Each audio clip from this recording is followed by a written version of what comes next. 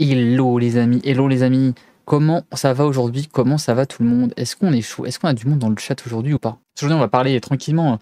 On dit aujourd'hui le but c'est de vous faire un podcast live. Cette semaine on a que Igor du podcast Les Carnets d'Igor. Vous avez la commande point d'exclamation Igor, c'est moi qui vais la mettre comme ça je l'aurais mis en premier.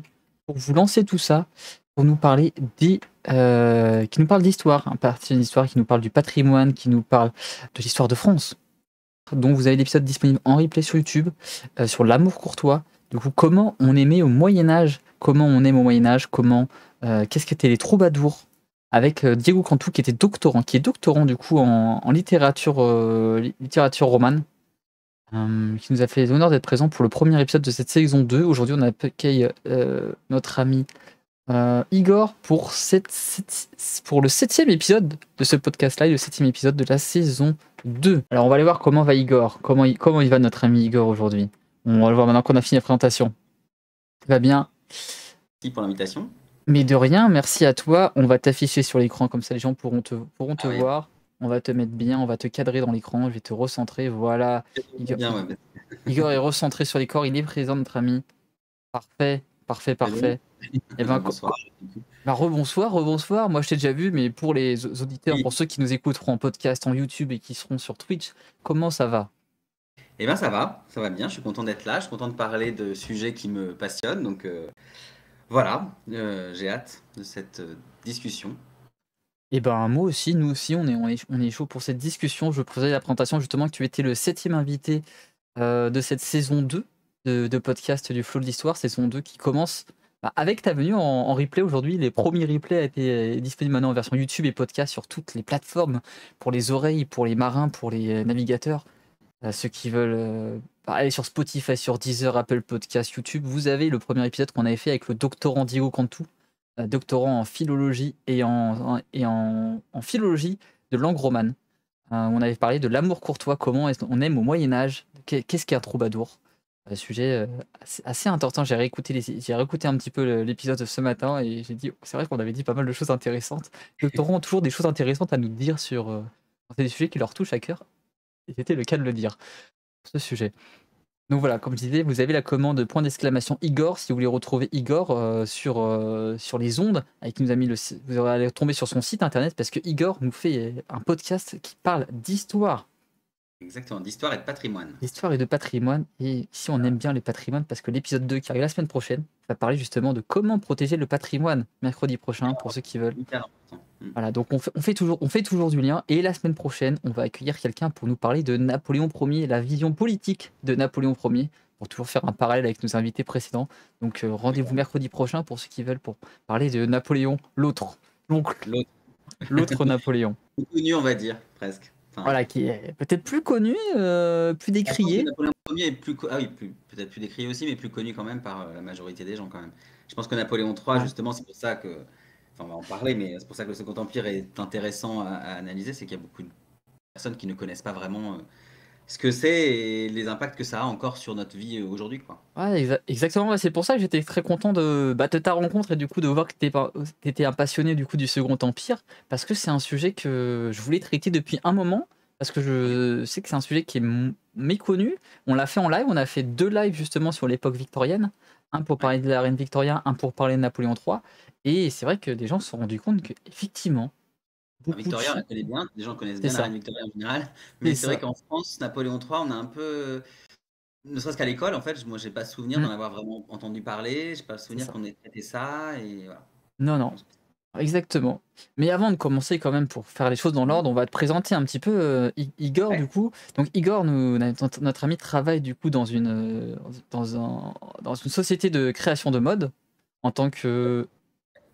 Peut-être c'est la création de mode. Moi j'ai relation... Si, tout à fait, c'est dans ce domaine-là en tout cas, c'est dans ce secteur-là, mais c'est des événements pour justement pour les professionnels de la mode, oui. Professionnels de la mode, ouais, dans les relations presse. Tout à fait.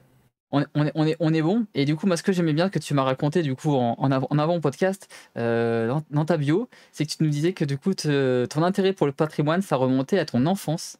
Du coup tes grands-parents ils avaient une vieille ferme C'est ça, ouais. Tu veux, enfin, je te Allez, laisse raconter. si, raconte-nous l'histoire. Allez, raconte-nous. On aime bien les histoires ici, hein.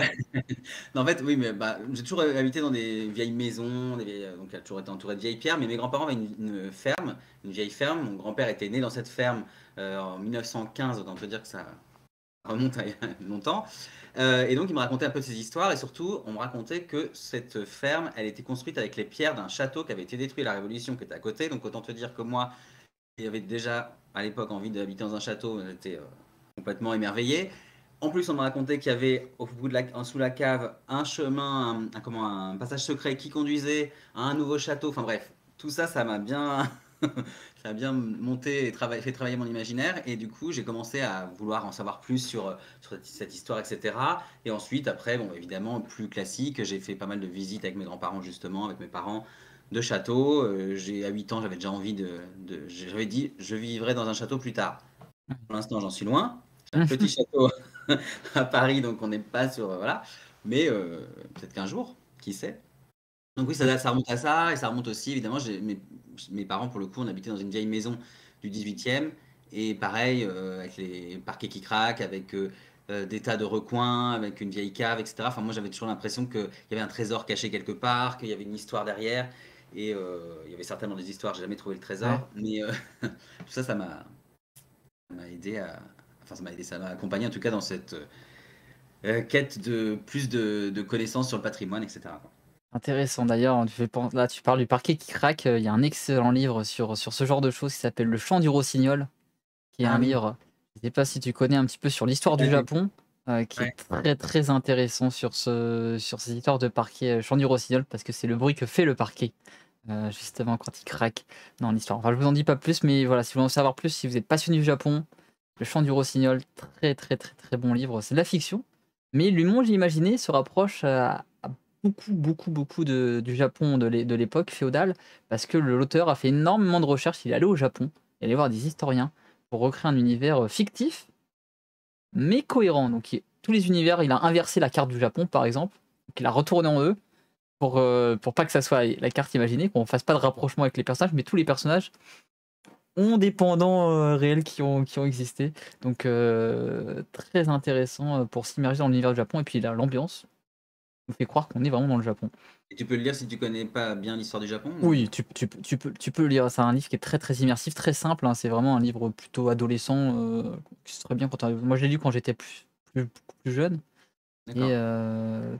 très il se lit très, très bien. Mais après si tu as des connaissances au Japon, c'est sûr que tu vas faire beaucoup plus de liens, beaucoup plus de repères et tu vas faire: «Ah ouais, il y a ça, il y a ça, il y a ça» et tu vas faire plus, mais sans connaissance, tu lis très, très bien aussi parce que très immersif, très simple à lire, des beaux décors, enfin des beaux décors, écrit quoi.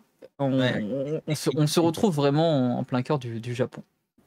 d'accord, c'est Et du coup noté. maintenant, on va parler un petit peu, aussi de Igor et créateur aussi du podcast Les Carnets d'Igor, hein, parce qu'on dit Tout à fait. passionné de patrimoine, passionné de monuments, passionné aussi d'histoire de France, mais aussi du monde, que Mmh. tu adores du coup créer en fait, et relater en fait tes visites et tes découvertes à son En fait, podcast. j'aime partager en fait ce que je visite et ce que j'apprends beaucoup parce qu'en fait, je suis pas historien du tout, hein, Mmh. j'ai pas fait du tout d'études d'histoire, ni de patrimoine, etc. Donc c'est vraiment, je suis autodidacte là-dessus, on va dire. Je suis un passionné qui apprend de plus en plus, donc évidemment, je deviens un peu plus spécialiste parce qu'au bout d'un moment, je m'intéresse de plus en plus au sujet. Mais effectivement, depuis longtemps, j'ai toujours visité beaucoup de monuments, de musées, etc. J'habite à Paris, donc en plus ça aide aussi. Il y a énormément de choses. J'ai pas mal voyagé, donc ça c'était une première chose. Mais ça restait très personnel en fait tout ça. Je lisais de plus en plus de documents sur tel ou tel personnage historique, tel ou tel lieu, etc.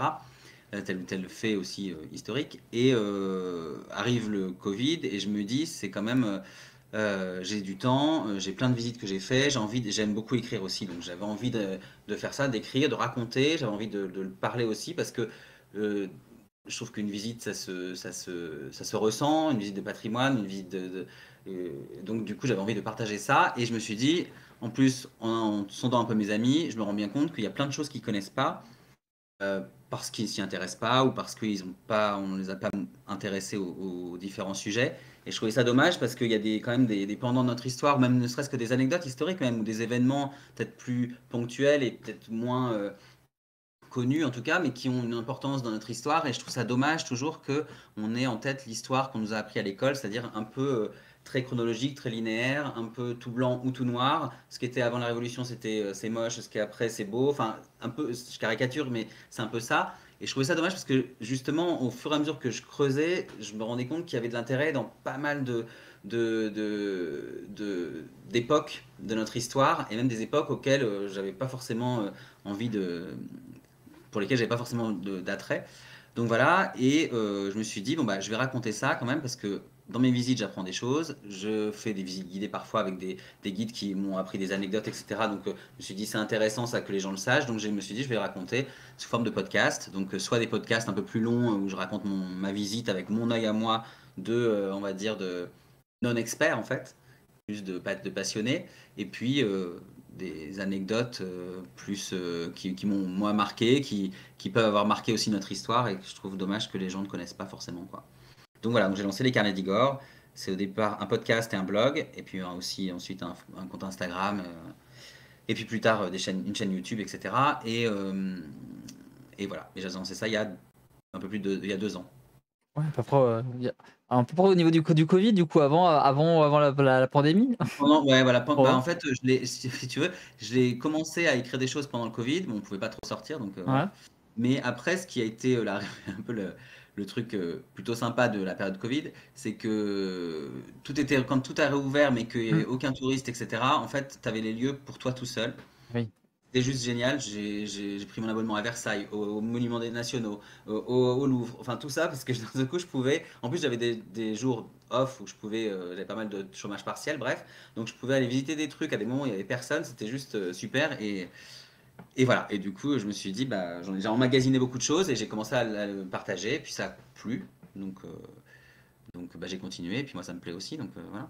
Puis moi, je trouve que quand je le fais, même quand j'écris mon blog, ou quand je prépare mes podcasts, ou quand je prépare mes posts, etc., j'apprends encore en fait. Donc moi, c'est ça que j'aime aussi, c'est que j'ai l'impression de partager, mais en même temps d'apprendre toujours parce que je me remets dans les bouquins, j'ai l'impression d'à chaque fois de faire des recherches de nouveau pour être sûr, j'aime tout comprendre. Alors du coup, des fois, je remonte toujours un peu plus en arrière pour essayer de comprendre d'où vient tel événement, etc. Donc voilà, c'est ce que j'essaye de partager. Bah, exactement, il y a toujours quelque chose à apprendre, on a toujours quelque chose, à connaître et puis surtout on peut pas tout savoir. C'est impossible de tout savoir donc on a toujours des choses à apprendre et comme dit là, moi on a 2 mantras ici quand même sur le Flow d'Histoire. C'est le premier, c'est: «On sait où l'on va quand on sait d'où l'on vient». Apprendre de notre histoire, c'est important et le deuxième, c'est qu'on peut apprendre de tout le monde et c'est pour ça qu'on chacun ici est libre un peu de partager, ses connaissances, de poser ses questions. Parce que moi aussi quand on fait les lives, quand on parle d'histoire, bah, j'apprends des choses avec la communauté m'apprend des choses, comme moi je leur apprends des choses et ils viennent pour ça, pour qu'on apprenne ensemble et de façon bienveillante et parce que tout le monde a envie, de se tirer vers le haut, tout simplement et c'est un petit peu les 2 mantras je pense qui nous rapprochent un petit peu de cette envie Yes. de partager la connaissance culturelle et historique. Se nourrir l'un et l'autre, enfin les uns et les autres en tout cas, de nos savoirs respectifs, quoi. Mm. Exactement. Eh bien, bah, 1re question, pour toi, Oui. on va commencer, on parle du Second Empire, c'est quand même le titre Voilà. de ce podcast, mais c'est quoi le Second Empire? Alors, Second Empire, juste, on va rappeler les dates quand même, c'est Voilà. 1852-1870, donc deuxième partie, on va dire, du 19e siècle. Et pour moi, si je dois le définir très rapidement, c'est un régime autoritaire, protéiforme et fastueux. Donc protéiforme parce qu'en fait, il avait évolué au fur et à mesure de son existence, on va dire. Et fastueux parce qu'on va en parler certainement après, mais parce que ce qui a fait aussi un des outils du Second Empire pour exister et pour rayonner en France et dans le monde, en fait, c'est ce qu'on a appelé la fête impériale et tout ce qui va autour, c'est-à-dire tout le côté, le prestige retrouvé, en tout cas, c'est ce qui est la volonté de Napoléon III, le prestige retrouvé de la France à l'intérieur comme à l'extérieur, quoi. Donc ça serait un régime autoritaire, protéiforme et fastueux. Puis ensuite, si on rentre un peu dans les premiers détails, donc le Second Empire, c'est la restauration d'un empire après le premier empire de Napoléon Ier. Donc Napoléon Ier, le premier empire, c'est 1804, 1814, 1815. Ensuite, il y a eu trois rois, pardon, trois rois, et puis une république, et enfin Napoléon III. C'est donc un régime qui a évolué. Au début, un régime qui est plutôt presque dictatorial. Et puis, dans sa deuxième moitié, il va être plus libertaire, plus libéral, et aller même jusqu'à un régime presque parlementaire, un peu notre image, même si c'est encore, on n'est pas encore dans la grande démocratie, mais en tout cas un régime qui s'ouvre. Et puis vient la guerre de 1870 avec la Prusse, qui provoque la chute du Second Empire et du coup l'arrivée de la Troisième République. Et donc on ne saura jamais en fait ce que ça aurait donné finalement cette ouverture du Second Empire. Est-ce que ça aurait mené à quelque chose de bénéfique ou pas? Enfin voilà, donc comme ça on en est là. Donc là c'est le régime côté protéiforme. Et puis c'est surtout un régime qui va redonner à la France de sa place dans le monde et une certaine influence, soit diplomatique, politique, culturelle, même scientifique, etc. Parce que après la révolution de 1789, il y a eu le Premier Empire, mais ensuite ça a été un enchaînement de révolutions, de différents régimes qui n'ont pas forcément tenu. Et l'idée du Second Empire, c'était ça, c'était de rassembler cette France désunie d'après la Révolution, la France des royalistes, la France des républicains, la France des pauvres, des plus riches, des bourgeois, et d'essayer de créer enfin, créer une nouvelle société qui s'unit autour de son histoire, donc d'essayer d'admettre les différentes étapes du passé, et puis sur un avenir commun. Alors l'avenir commun pour le Second Empire, c'est notamment le progrès. Donc ça va être une grande période, pour finir sur la description du Second Empire rapidement, c'est une période de grande innovation et de grandes avancées, aussi bien économiques, scientifiques et politiques, et même sociales, même si c'est pas, tout n'a pas été réalisé comme Napoléon III peut-être le désirait au départ. Ouais, bah, Voilà. justement. Quand tu parlais des raisons sociales, on a vu la dernière fois qu'il y avait quand même pas mal d'avancées sociales, notamment au niveau des travailleurs, avec notamment l'abolition de la primauté des chefs en fait sur les ouvriers dans la parole en fait, dans le jugement, notamment certains droits de grève, etc. Droit pour Grève est arrivé. Alors c'est vrai qu'au début du Second Empire, pas vraiment, parce que enfin c'est vrai qu'il y avait, il y a, on brime enfin la presse, il n'y a plus de liberté de la presse, les oppositions sont réprimées, etc. Mais effectivement, comme tu dis, je crois que le rétablissement du droit de grève, c'est du 1864, et c'est effectivement, c'est à ce moment-là, à partir de 1860, que le Second Empire commence à se libéraliser, à s'ouvrir. Et effectivement, il y a cette volonté de libérer l'ouvrier aussi, en fait. C'est de se dire que l'ouvrier, il faut qu'il puisse accéder à la propriété, il faut qu'il puisse avoir le droit aussi de s'exprimer, etc. Alors, c'est joli sur le papier, tout n'est pas, quand on regarde dans le détail, tout n'est pas rose pour les ouvriers du tout à cette époque-là.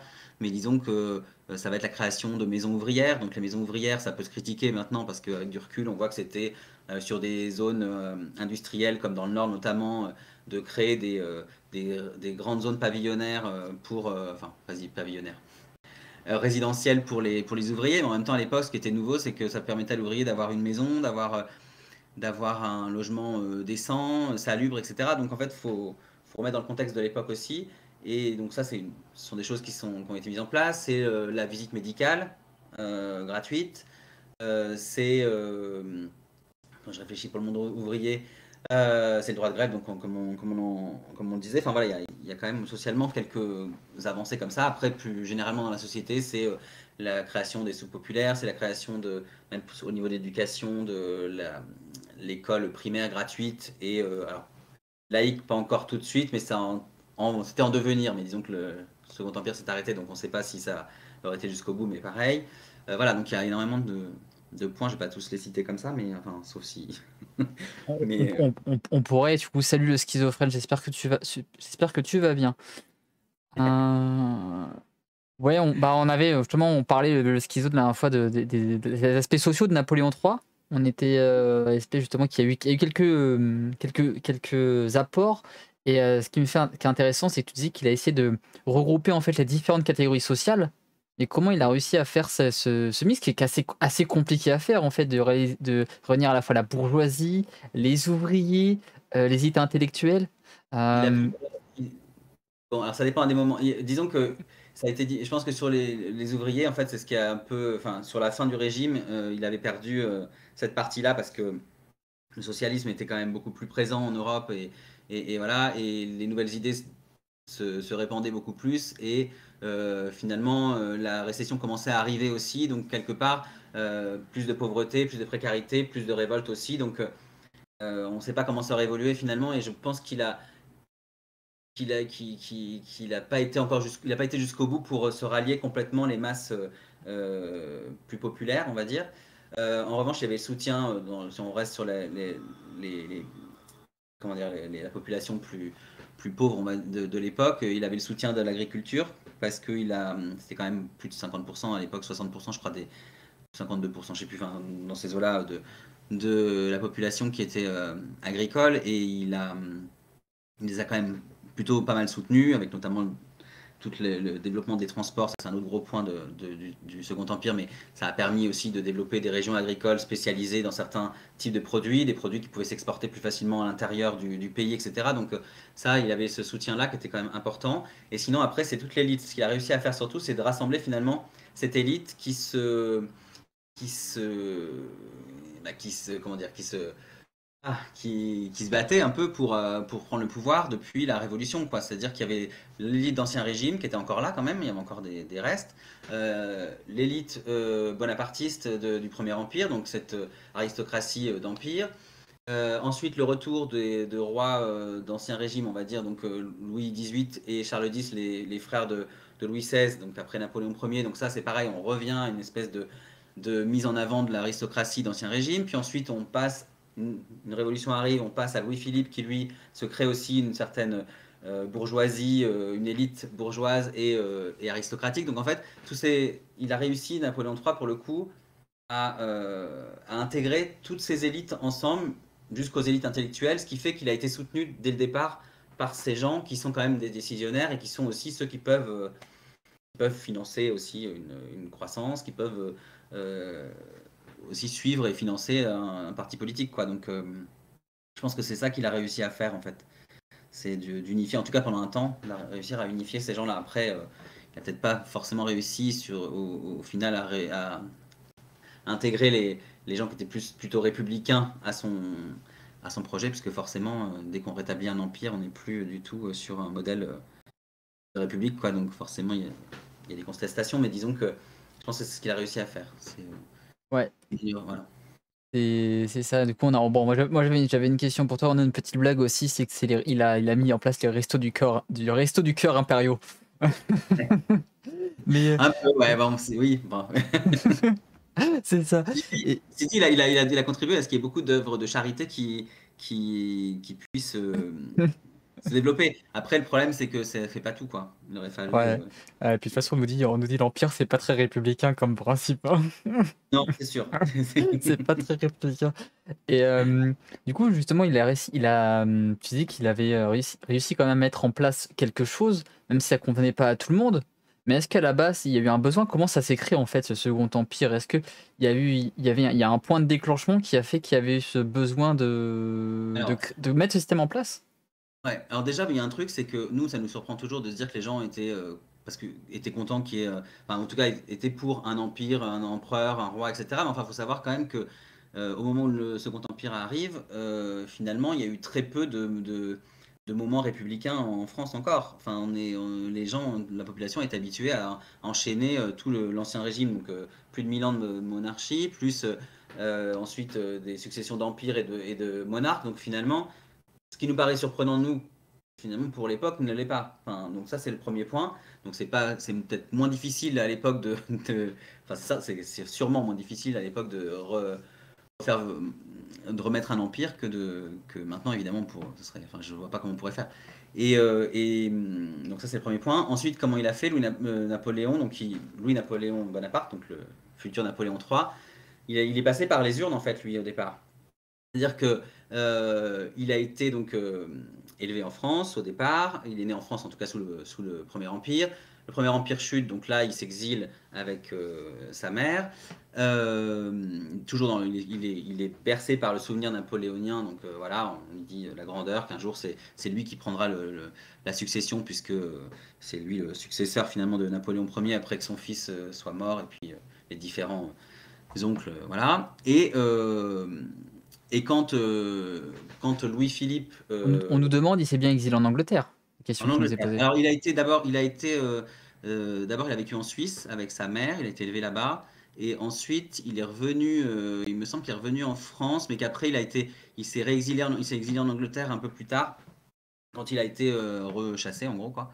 Ce qui s'est passé, c'est que donc en Angleterre déjà il a appris plein de choses et ça, ce qu'il a mis en place ensuite pendant le Second Empire, il y a pas mal de choses qui viennent aussi de l'Angleterre, hein, ces notions d'économie, toutes ces notions aussi d'assainissement des villes et d'urbanisation, etc. Et puis donc voilà, donc il est en Angleterre et à un moment donc Louis-Philippe euh, pour essayer de réunir aussi ces Français qui sont bonapartistes encore, royalistes, etc. Le roi Louis-Philippe va faire rapatrier les cendres de Napoléon Ier en France et donc aux Invalides. Et donc il y a une vague un peu bonapartiste qui ressort un petit peu comme ça en France. Louis-Napoléon Bonaparte va essayer de profiter de ça, donc il retourne en France en 1840, il essaye de faire un coup d'État, un coup de force à Boulogne pour reprendre le pouvoir. Bon, il se fait capturer, il est enfermé au fort de Ham dans la Somme.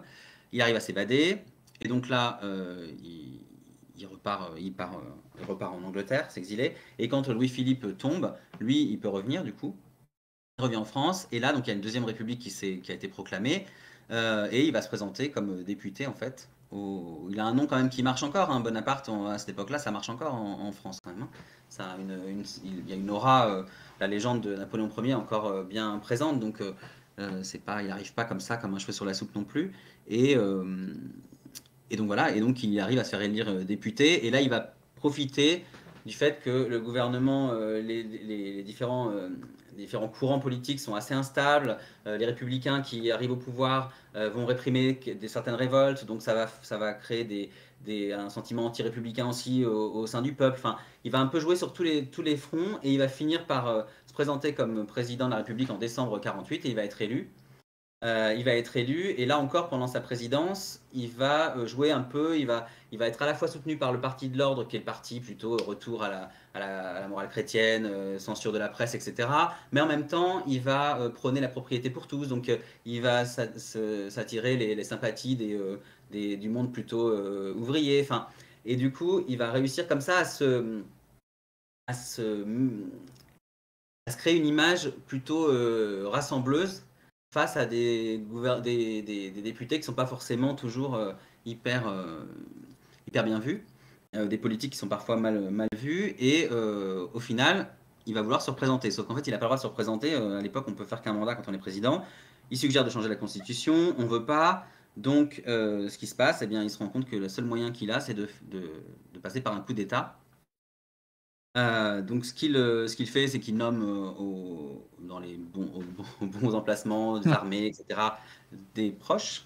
Et le 2 décembre 1851, donc anniversaire de Austerlitz, une grande victoire de son oncle en 1805, et anniversaire surtout du sacre de Napoléon Ier et Joséphine à Notre-Dame en 1804, eh bien ce jour-là, il lance une grande campagne d'affichage dans toute la France en disant qu'il dissout l'Assemblée nationale, qu'il rétablit le suffrage universel que l'Assemblée avait aboli, qu'il lance un plébiscite en gros pour ou contre sa réélection.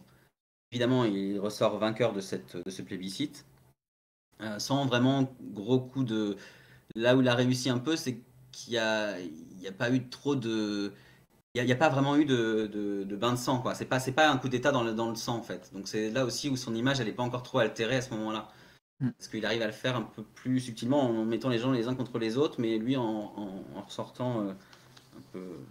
On dit que c'était un peu un mauvais joueur du coup. Il a pas voulu jouer Ouais, avec les règles, il a voulu changer les règles. ah oui. Hop, les règles ne me plaisent pas, c'est comme Denis Renard. Nouvelles règles. Ah Nouvelles bah, règles, les amis. oui, on n'est pas sur. Enfin, en tout cas, il veut arriver où il arrive après, quoi. Et il- Et donc voilà. Et au final, donc, il, euh, il est réélu pour 10 ans. Il obtient un mandat de 10 ans. Et puis, il demande à ses députés, il se dit, bah voilà, j'ai envie de rétablir l'Empire parce que, bon, il y a toute la campagne, il a la presse avec lui, il a des organes de presse avec lui, il y a une certaine censure aussi de la presse d'opposition, ce qui fait que très vite, par coup de propagande, On fait comprendre, on véhicule l'idée que l'Empire, c'est plutôt bien, qu'on se rappelle de l'Empire de l'oncle qui, était, tout puissant, que la France à l'époque et cetera. Enfin voilà, on enjolive les choses et ben, ce qui fait que finalement on propose encore une fois un plébiscite et l'Empire est rétabli et le 2 décembre 1852, donc un an après, sa réélection, on va dire. Un an après, pardon, son coup d'État, et l'Empire est rétabli, donc c'est le Second Empire, et Napoléon prend le titre de Napoléon III, puisque Napoléon II, ça aurait dû être l'Aiglon, le fils de Napoléon Ier, qui est mort en exil. Donc voilà comment il arrive au pouvoir, en fait. Donc c'est finalement par la voie des urnes, mais en jouant avec les oppositions de chacun, quoi. En jouant justement sur cette instabilité de courant qui se trouve en France. Il a été assez malin pour jouer un petit peu des circonstances, de jouer avec son nom, d'être là un peu opportuniste et de Complètement. savoir en fait rassembler autour de toi pour accepter parce que dire que bon, là je peux pas me représenter parce qu'on n'a pas le roi, une autre figure que lui, ça aurait pu être compliqué de changer les règles, hein, que quelqu'un qui s'appelle Napoléon Bonaparte, il avait quand même énormément de soutien sur lui. C'est une période aussi, on rappelle, d'instabilité en France quand même. On est une période très très instable. On va dire que c'est pas au niveau de la 4ème République, mais on n'est pas Pour les langues sur un pied de stabilité vraiment vraiment bien. Mais donc Après, il y avait eu des avancées. Enfin, déjà, quand il a été président, il y a eu il avait déjà mis en place certaines choses quand même. Et puis, il avait surtout, lui, écrit un livre avant tout ça sur comment ça s'appelle là. Je veux pas dire de bêtises. J'ai envie de dire l'extermination de la. Mais c'est pas du pop. Non, je sais plus. Enfin, en gros, c'était pour. Où il expliquait comment il voulait. En venir venir à bout de la pauvreté en France, etc. Donc il y avait ce côté, il avait un côté un peu social en tout cas dans l'image au départ, qui a plu aussi au peuple, puisque finalement, quand il a fait son coup d'État, il y a eu quand même quelques républicains qui sont rebellés à l'Assemblée, etc., et qui ont essayé de soulever le peuple, et finalement, il y a eu peu de résonance dans le peuple, et personne s'est vraiment soulevé contre ce coup d'État, en fait. ouais, Parce bah qu'aujourd'hui, là on avait une question, mais aussi on avait vu la dernière fois qu'il avait fait des dons personnels en fait pour moderniser la ville de Paris et pour en fait aider les populations les moins aisées en fait, même les plus pauvres à se loger et avoir des bâtiments en fait de quoi vivre. Et alors, en son but, c'est que je pense qu'il. Alors après, je le connais pas, je veux pas faire l'apologie, parce que pour on moi, il y ira lui avait. dire bonjour, on ira lui dire bonjour après. Ah, Ah, mais, mais je pense quand même qu'il y a quelque chose de sincère dans l'idée euh, de vouloir rendre son pays plus riche, parce que forcément, si les gens sont plus heureux et moins pauvres et moins malades surtout, ben, le régime ne peut que mieux se porter, quoi. Donc je pense qu'il y a de ça. Du coup, oui, tu parlais de l'urbanisme, etc. C'est énorme, oui, tout ce qui a été fait. Pour le coup, là, on le voit tous les jours. Alors, quand on habite à Paris, encore plus, parce que franchement, le Paris qu'on voit aujourd'hui, c'est, à part certains quartiers, mais enfin, c'est le Paris de Napoléon III, quoi.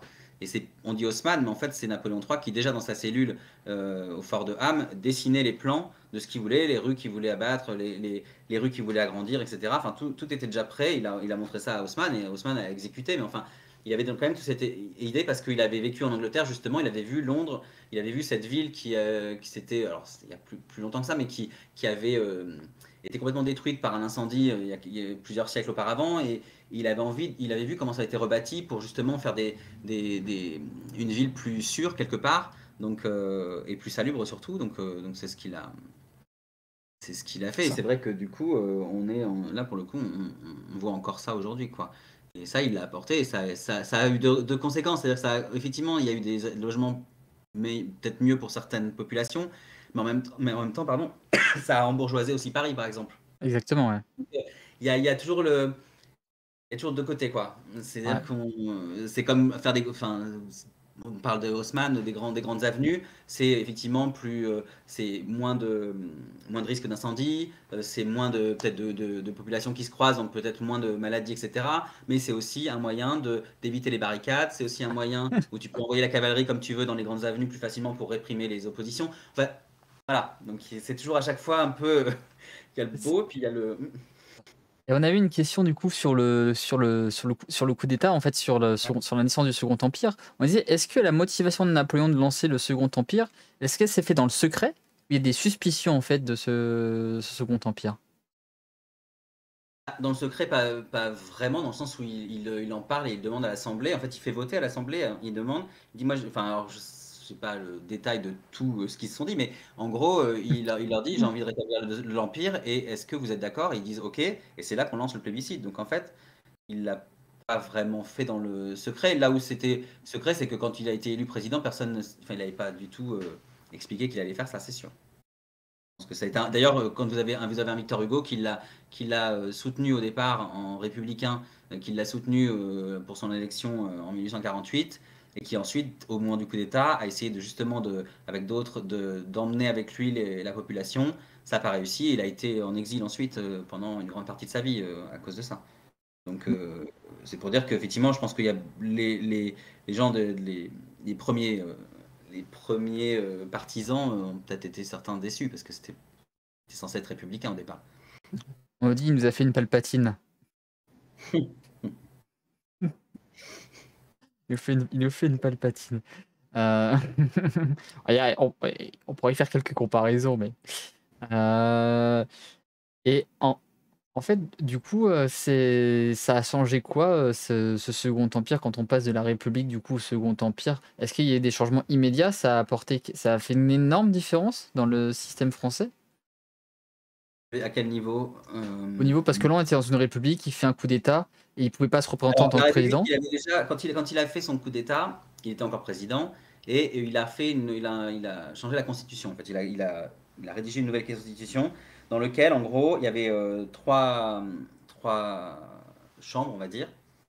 Il y avait le pouvoir, trois assemblées, en fait, voilà, un conseil d'État. Alors, le conseil d'État était nommé par le président, donc nommé par lui. Là, tu vas voir comment c'est un peu, comment il a pu rétablir l'Empire, en fait, c'est très facile. Donc, conseil d'État conseil d'État nommé par le président.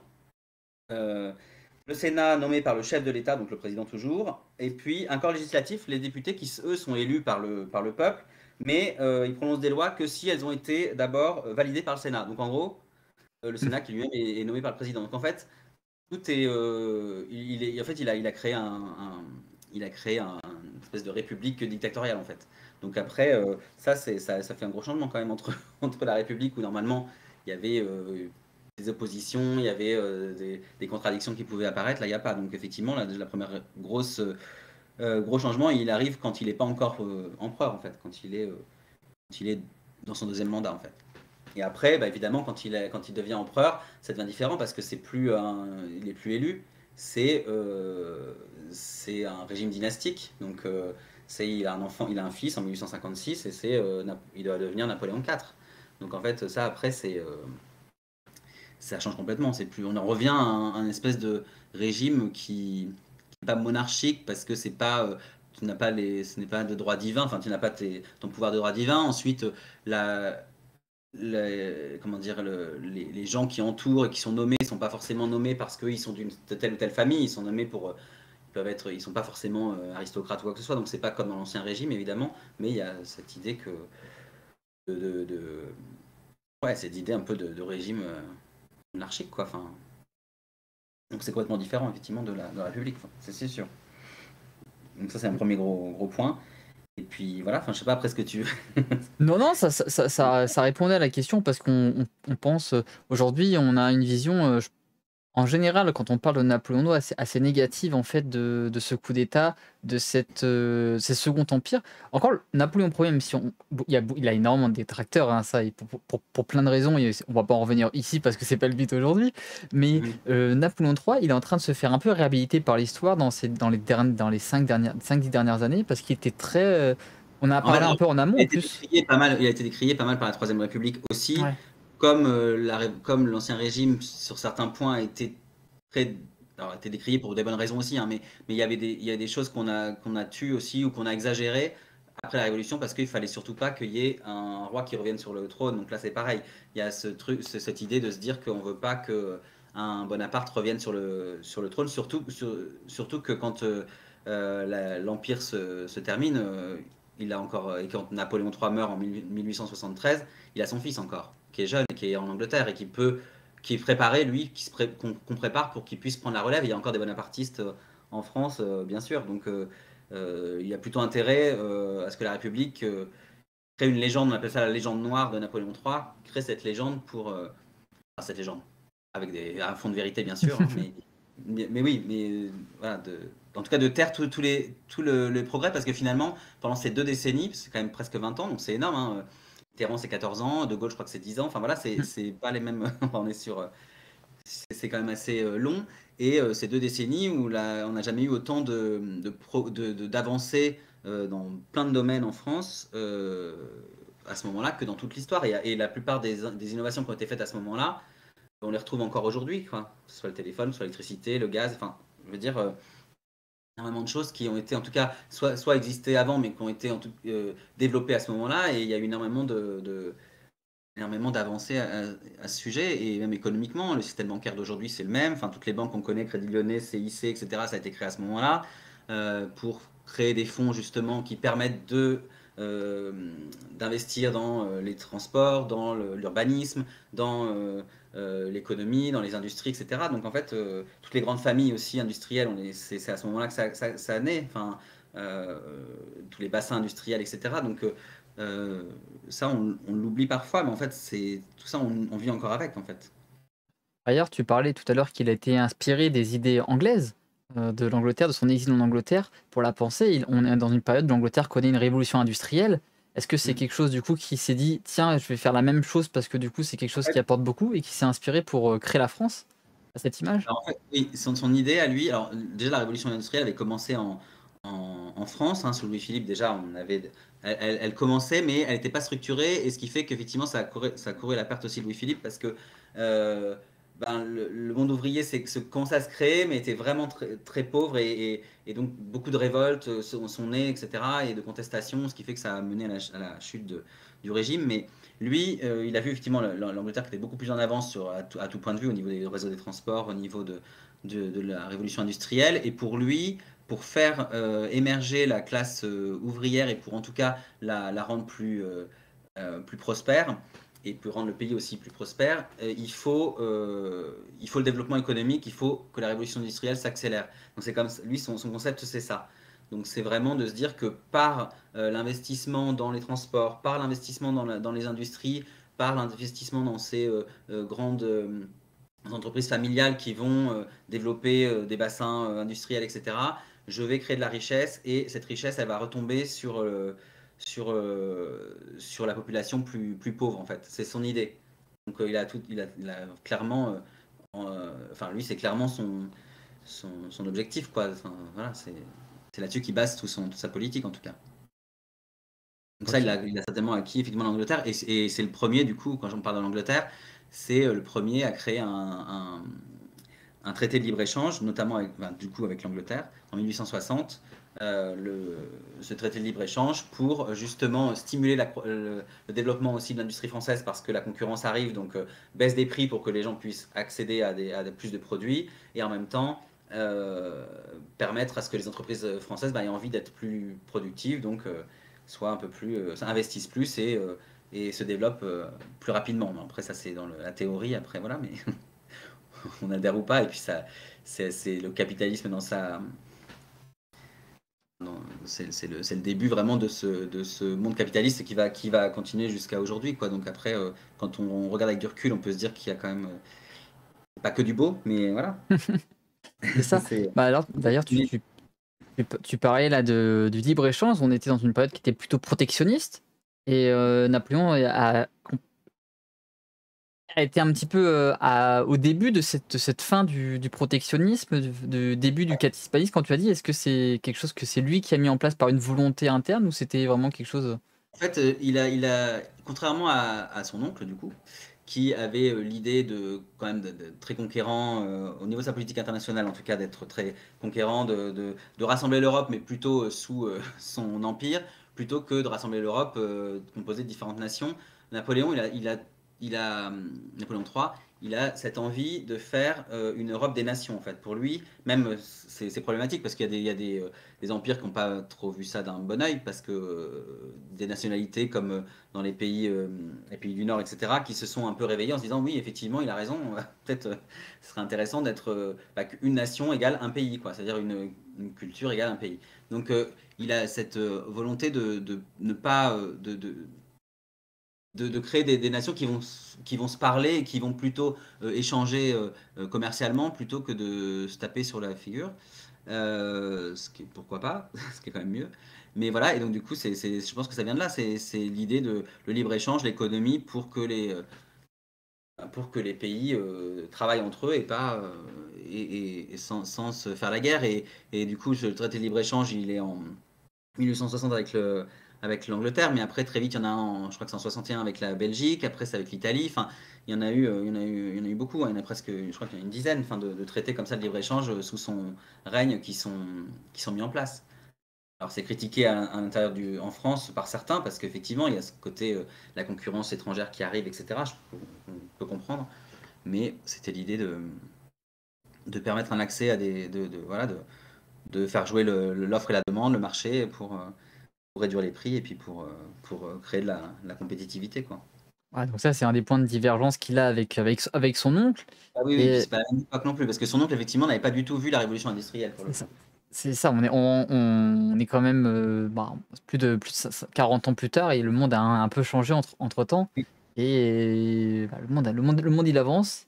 Il s'est passé. On a la reine Victoria qu'on a vu qui arrivait en 1836 avant ça, qui a commencé à faire évoluer les choses. Et Oui. l'Angleterre avance et la France a décidé de suivre le pas quand même pour suivre cette future puissance hégémonique de l'époque, quoi.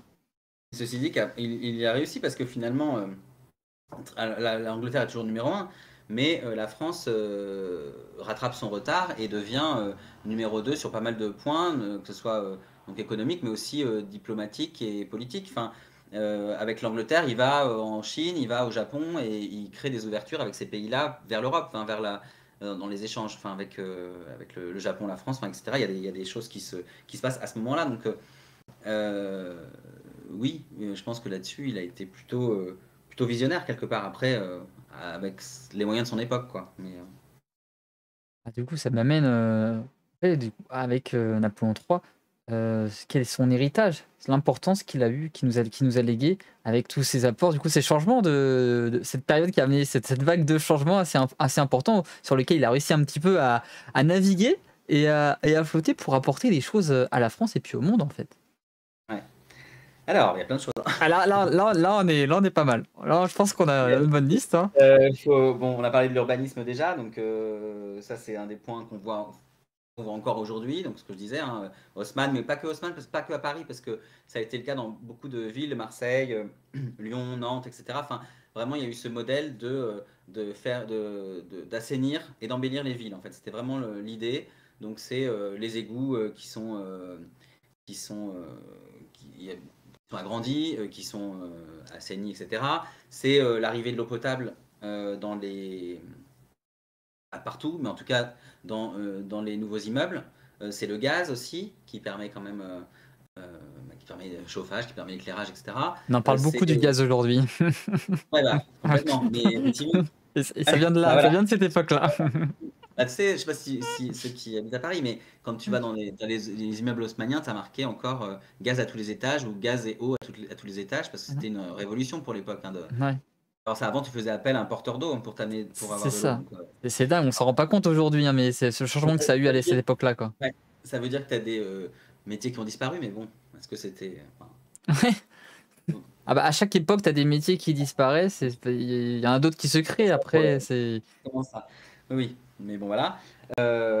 C'est des jardins, c'est le développement, par exemple, à Paris, de tout ce qui est square à l'anglaise, pour le coup. C'est le bois de Boulogne, c'est les buttes de Chaumont, c'est le bois de Vincennes. C'est cette idée de dire qu'il faut refaire, enfin, qu'il faut aérer les villes pour aussi les assainir, parce qu'il y a ça aussi. C'est éviter avant, au début du Second Empire, on peut mourir de tellement de maladies, quoi, de choléra, d'énormément de choses. Donc, c'est l'idée ouais, de pouvoir avoir une ville plus sûre.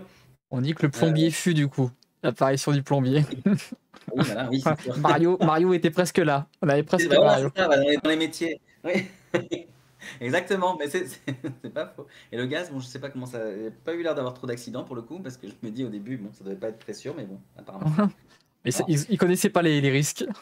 Non, non, mais tu vois, par exemple, dans les villes, c'est de faire de faire des réseaux d'eau à la fois eau potable et eau non potable. Donc à Paris, tu as Ouais. ça, tu as des grands réservoirs qui ont été créés à cette époque-là, avec de l'eau non potable, et puis l'eau potable, le traitement des eaux. Enfin, en fait, il y a quand même cette idée de moderne. En fait, le Second Empire, je pense que ça a emmené la France dans la modernité. Ouais. Après, la modernité est bonne ou pas bonne, mais en tout cas, ça va emmener dans la modernité. On dit que le risque, on l'a créé plus tard, du coup.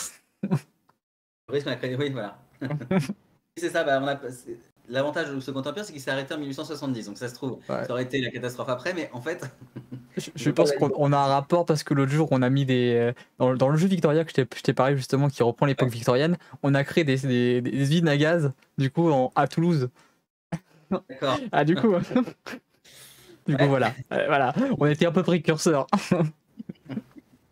Qu'est-ce que on crée les halles à Paris et dans des villes. Les halles, c'est Oui, hyper important. C'est pour mieux nourrir la population, en fait. C'est pour ça, c'est hyper important. Et le transport, après, moi, je pense que le transport, c'est un des points les plus importants de cette époque parce que le chemin de fer se développe donc à grande vitesse. Bref.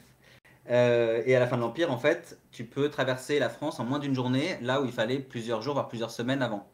Parce que tu devais prendre t'as un petit bout de train, après c'est du cheval, après c'est donc c'est quand même énorme ce que ça, le temps qu'on a gagné en déplacement, donc le déplacement des voyageurs, mais déplacement des marchandises aussi.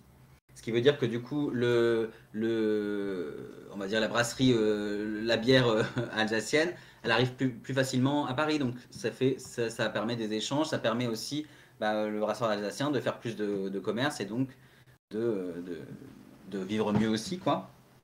C'est rapprocher les matières premières des industries. Enfin, ça sert à tout ça, le transport. Donc ça, c'est plutôt intéressant. Et en fait, au final, à la fin du Second Empire, on était à 3600 km de voies avant le Second Empire. On arrive à presque 20 000, 23 000 c'est énorme. à la fin. Et je crois que c'est à la moitié à peu près de ce qu'on a aujourd'hui. Donc on est en 1870, donc c'est plus de 150 ans, quoi. Donc, Et c'est un énorme changement pour réduire les durées de transport. On se rend pas compte. On passe de plusieurs jours pour faire certains trajets à quelques heures ou à 1 ou 2 jours, quoi. Alors qu'on faisait plusieurs semaines en fait pour faire des trajets à cheval, en calèche. exactement. On réduit les transports. On faisait un parallèle avec la même révolution qu'avec Internet aujourd'hui en termes de communication, hein. Ça Complètement. change tout. Déjà, la communication, c'est sûr. Et puis, après, ça développe d'autres choses. Le tourisme, par exemple, tout le tertiaire, parce que finalement, alors malheureusement pas pour les ouvriers et la population, parce qu'il n'y avait pas encore les congés payés, mais toute la bourgeoisie ou l'aristocratie, etc., qui a les moyens, ils commencent ça se développe. Donc, ils vont sur la Côte d'Azur. Nice et la Savoie qui ont été annexées en 1800, enfin, offertes par l'Italie pour service rendu, on va dire, en 1860. Donc la Côte d'Azur qui se développe, Monaco qui se crée comme ça, hein, parce que le train arrive à Monaco, c'est comme ça que ça se développe et que la principauté arrive à ce qu'elle est aujourd'hui. C'est Deauville qui est créé de toutes pièces par le demi-frère de Napoléon III, qui investit là-bas dans un port en se disant c'est pas loin de Paris, c'est parfait, il me faut un Paris au bord de mer, quoi, pour les riches, pour qu'ils aillent dépenser ailleurs. Voilà, après on peut Ça contester marche bien du coup. Jusqu'aujourd'hui, ça fonctionne bien. Enfin, il avait du flair. Il avait du ça flair. fonctionne toujours bien. Donc voilà, donc ça c'est aussi ce développement du tourisme, les bains, les stations thermales, ça c'est énorme. Biarritz, on n'a Ouais. pas parlé d'Eugénie, mais Napoléon III est marié depuis 1853 avec Eugénie, une Andalouse, une comtesse andalouse, et et elle est très fan elle vient d'Espagne, elle adore le Pays Basque, enfin voilà, et donc elle adore Biarritz, et donc elle met à la mode cette côte du sud-ouest, et puis les Pyrénées, enfin, etc. Donc, enfin, tout ça, c'est des régions qui vont sortir un peu qui vont sortir sur le devant de la scène un peu grâce à tout ça. Donc, Et on voit encore ce marqueur impérial à Biarritz, qui est une ville impériale, fait partie des villes impériales où il y a encore tous les marqueurs impériaux, des bâtiments qui ont été créés de toutes pièces. C'est une cathédrale qui est dédiée à Eugénie, encore à Biarritz. et puis le Grand Hôtel, enfin le Grand Hôtel Et qui Grand Hôtel. et le Palais Eugénie qui est en forme Voilà. de E, qui est en Ouais, forme de E si tu regardes d'en haut pour. c'est ça donc. Donc des traces qui sont encore indélébiles et qui font partie de l'héritage laissé par la famille impériale. Vichy, enfin, c'est une des villes thermales, enfin, je veux dire, alors ça a un autre, maintenant c'est une autre connotation, mais globalement, c'est une ville complètement Second Empire aussi, c'est pareil. Donc Voilà, donc ça c'est des points, le transport. Qu'est-ce que l'eau, le gaz. Bon, je vais revenir à Paris encore, mais Paris c'est aussi déjà le Grand Paris quelque part, parce que tu as Mm. euh, Paris passe à 20 arrondissements, c'est-à-dire que Ouais. comment dire, Belleville, Montmartre, etc., qui étaient des faubourgs ou des villes, des villages annexes, sont intégrés à Paris. Donc il y a ces villages de l'Est et puis des villages de l'Ouest qui sont un peu plus cossus, qui sont aussi intégrés. Donc Paris s'agrandit. Enfin voilà, donc ça en 1860, enfin, donc la population grandit aussi, donc plus de richesse aussi peut-être, enfin voilà, donc c'est l'idée. Quoi d'autre? Il y a plein de choses, hein. Ouais, parce que là, on a l'intégration justement de toutes les villes qui sont périphériques dans l'agglomération de Paris pour agrandir sa superficie. On se rappelle, on a 20 arrondissements, 80 quartiers sur la ville de Paris et la ville atteint plus de 2 millions d'habitants à cette époque-là, ce qui est énorme. Ouais, c'est énorme. En fait, l'idée, je crois, derrière, c'est toujours pareil, c'est aussi de contrôler ces faubourgs qui sont parfois un peu contestataires ou voilà, de les avoir Ouais. Il y a sous le il y a double objectif, hein. toujours, hein, toujours, enfin voilà. Toujours de politique derrière. Après, c'est toujours pareil, c'est affreux ce que je vais dire peut-être, mais c'est que malheureusement, quand un régime comme ça un peu autoritaire, personne ne conteste les investissements qui sont faits en fait. Parce que du coup, bah, c'est comme ça, et c'est comme ça qu'elle. Parce que aujourd'hui, tu voudrais faire ce qu'il a fait à Paris avec Haussmann, c'est impossible. Enfin, je veux dire, et quelque part tant mieux, mais je veux dire, détruire des. Parce qu'ils ont détruit quand même des quartiers entiers qui étaient moyenâgeux, etc., qui pouvaient avoir un intérêt aussi historique, hein. Mais Ouais. ben, quand t'as toute l'autorité, tu peux faire ce que tu veux. Mais C'est ça, on parle aussi du coût qui était important. Ils avaient un budget d'un finalement, milliard de francs. oui, mais Et qui... finalement, Ouais. en fait, quand tu regardes, c'est beaucoup, mais c'est pas tant que ça par rapport à Ce ce qu'ils ont qu'avaient fait. été les dépenses dans les régimes précédents. C'est-à-dire si tu remets Ouais. le cours de la monnaie, etc. Et au final, il y a beaucoup, beaucoup d'argent privé. En fait, c'est pour ça qu'ils ont créé ce système bancaire, le système bancaire qu'on a actuellement, avec des fonds, des crédits immobiliers, des crédits fonciers qui permettent justement d'investir. Les frères Perrer, on connaît le boulevard Perrer à Paris, les frères Perrer, ils ont investi dans Deauville notamment, mais aussi des sociétés de transport ferroviaire, etc., des patrimoines immobiliers, etc., et tout ça. Bon, ils ont fait faillite au bout d'un moment, mais, mais tant pis. Mais en tout cas, oui, c'est en créant cet écosystème économique privé finalement qui a permis de développer plus rapidement euh, l'urbanisme, l'industrie, etc. française, sans que ce soit forcément l'État qui donne tout, quoi. Même si le budget était creusé, hein. Enfin, je pense que la dette devait Ouais. être assez énorme. Mais après, la France euh, devient exportatrice de produits aussi. Donc ça, c'est pas intéressant. Enfin, euh, Et puis un point que tu avais mentionné qui, pour l'approfondir un petit peu, c'est que Paris était une ville qui était pas très bien cotée, pas très bien connotée, qui était plutôt mal famée et qui du coup on a amélioré la salubrité de la ville de Paris avec l'éclairage public, le total égout, l'apport du gaz. Et ça, c'est un changement majeur. Paris depuis cette époque-là, devient la ville lumière en fait, grâce c'est à Napoléon ça. III. C'est là que ça devient la ville lumière, évidemment. Et puis et puis après Paris, c'est les expositions universelles. On n'a pas parlé de ça, mais Ouais. ça fait partie plus de la partie fête impériale, j'ai envie de dire, plus du faste du Second C'est Empire. ça. C'est autre chose. Mais on va parler peut-être après. Mais effectivement, ça fait partie c'est des millions de personnes qui affluent à Paris du monde entier et qui sont émerveillées de voir ce qui a été fait. Euh, Justement, j'imagine qu'en plus tout est étincelant parce que tout est harmonieux, tout est blanc, tout est lumière. Donc c'est des théâtres, c'est l'opéra, c'est c'est énormément de spectacles, c'est énormément de choses, enfin une vie culturelle qui est hyper euh, animée, enfin effervescente. Donc en fait, ça c'est des trucs qui restent et c'est comme ça que, bah, d'ailleurs, je pense que pour beaucoup, l'image qu'on a de Paris aujourd'hui et que les touristes ont quand ils viennent à Paris, c'est ça en fait, hein. Ça vient de là, ça vient de cette période-là qui a contribué à cette légende enfin cette légende, cette image du Paris libre, de spectacles, de sorties, de toute la nuit, de villes qui ne dort jamais, etc., quoi. On nous dit c'est comme débarquer à Dubaï aujourd'hui. Un peu, Non. ça pourrait. Alors je sais pas, oui, sauf qu'on part pas d'un désert, on part pas d'un truc. Il y avait quand Ouais. même des choses avant. Il y a quand même des choses avant. L'idée, c'est pas de partir de nulle part. Mais oui, oui, je comprends. Bah, oui, ça devait être un peu ça. Bah, ceci dit, quand on regarde, alors, on n'a pas parlé du style empire, mais le style empire, le style Napoléon III, pour le coup, euh, on n'est pas loin on n'est pas loin de Dubaï pour le coup, hein. Je sais pas si on peut en parler 2 minutes, mais Vas-y, parce que moi hein. je trouve ça hyper intéressant le style de Napoléon III. Je sais pas si vous avez déjà visité les appartements Napoléon III au Louvre. Mais alors c'est en même temps à la fois vous êtes émerveillé tellement ça paraît pas réel. C'est-à-dire que c'est un mélange, c'est un style qu'on appelle historiciste, donc c'est-à-dire qu'il va reprendre à sa sauce des styles historiques qu'il aime, donc ça peut être du classique un peu, beaucoup de rococo, du baroque style Louis XV, ça va être un peu d'empire, ça va être du Louis-Philippe bien sûr qui avait déjà commencé un peu à mélanger ses styles, beaucoup de dorures, c'est des lustres énormes, c'est de la démesure, c'est des meubles quand même confortables parce qu'on est là quand même pour recevoir de manière chaleureuse, etc. Donc c'est aussi ça, mais c'est vraiment la démesure quoi. Et un mélange de styles très éclectique qui parfois peut faire Mm. un peu mal aux yeux. Mais voilà. Et si vous voulez l'exemple du style Napoléon III, si vous voulez, même historiquement, ce qu'on dit, c'est l'Opéra de Paris, l'Opéra Garnier. Je sais pas si vous l'avez déjà visité, mais pour le coup, moi, je trouve que c'est un très beau monument. Mhm. Et quand les plans ont été présentés à Napoléon III et à Eugénie par Garnier, du coup, Eugénie était un peu stupéfaite par cette espèce de monument un peu nouveau, qu'on comprenait pas très bien quel était son style. Donc elle lui dit, mais je comprends pas, c'est pas du style Louis XVI, c'est pas du style Louis XV, c'est pas du style Empire, qu'est-ce que c'est que ce truc?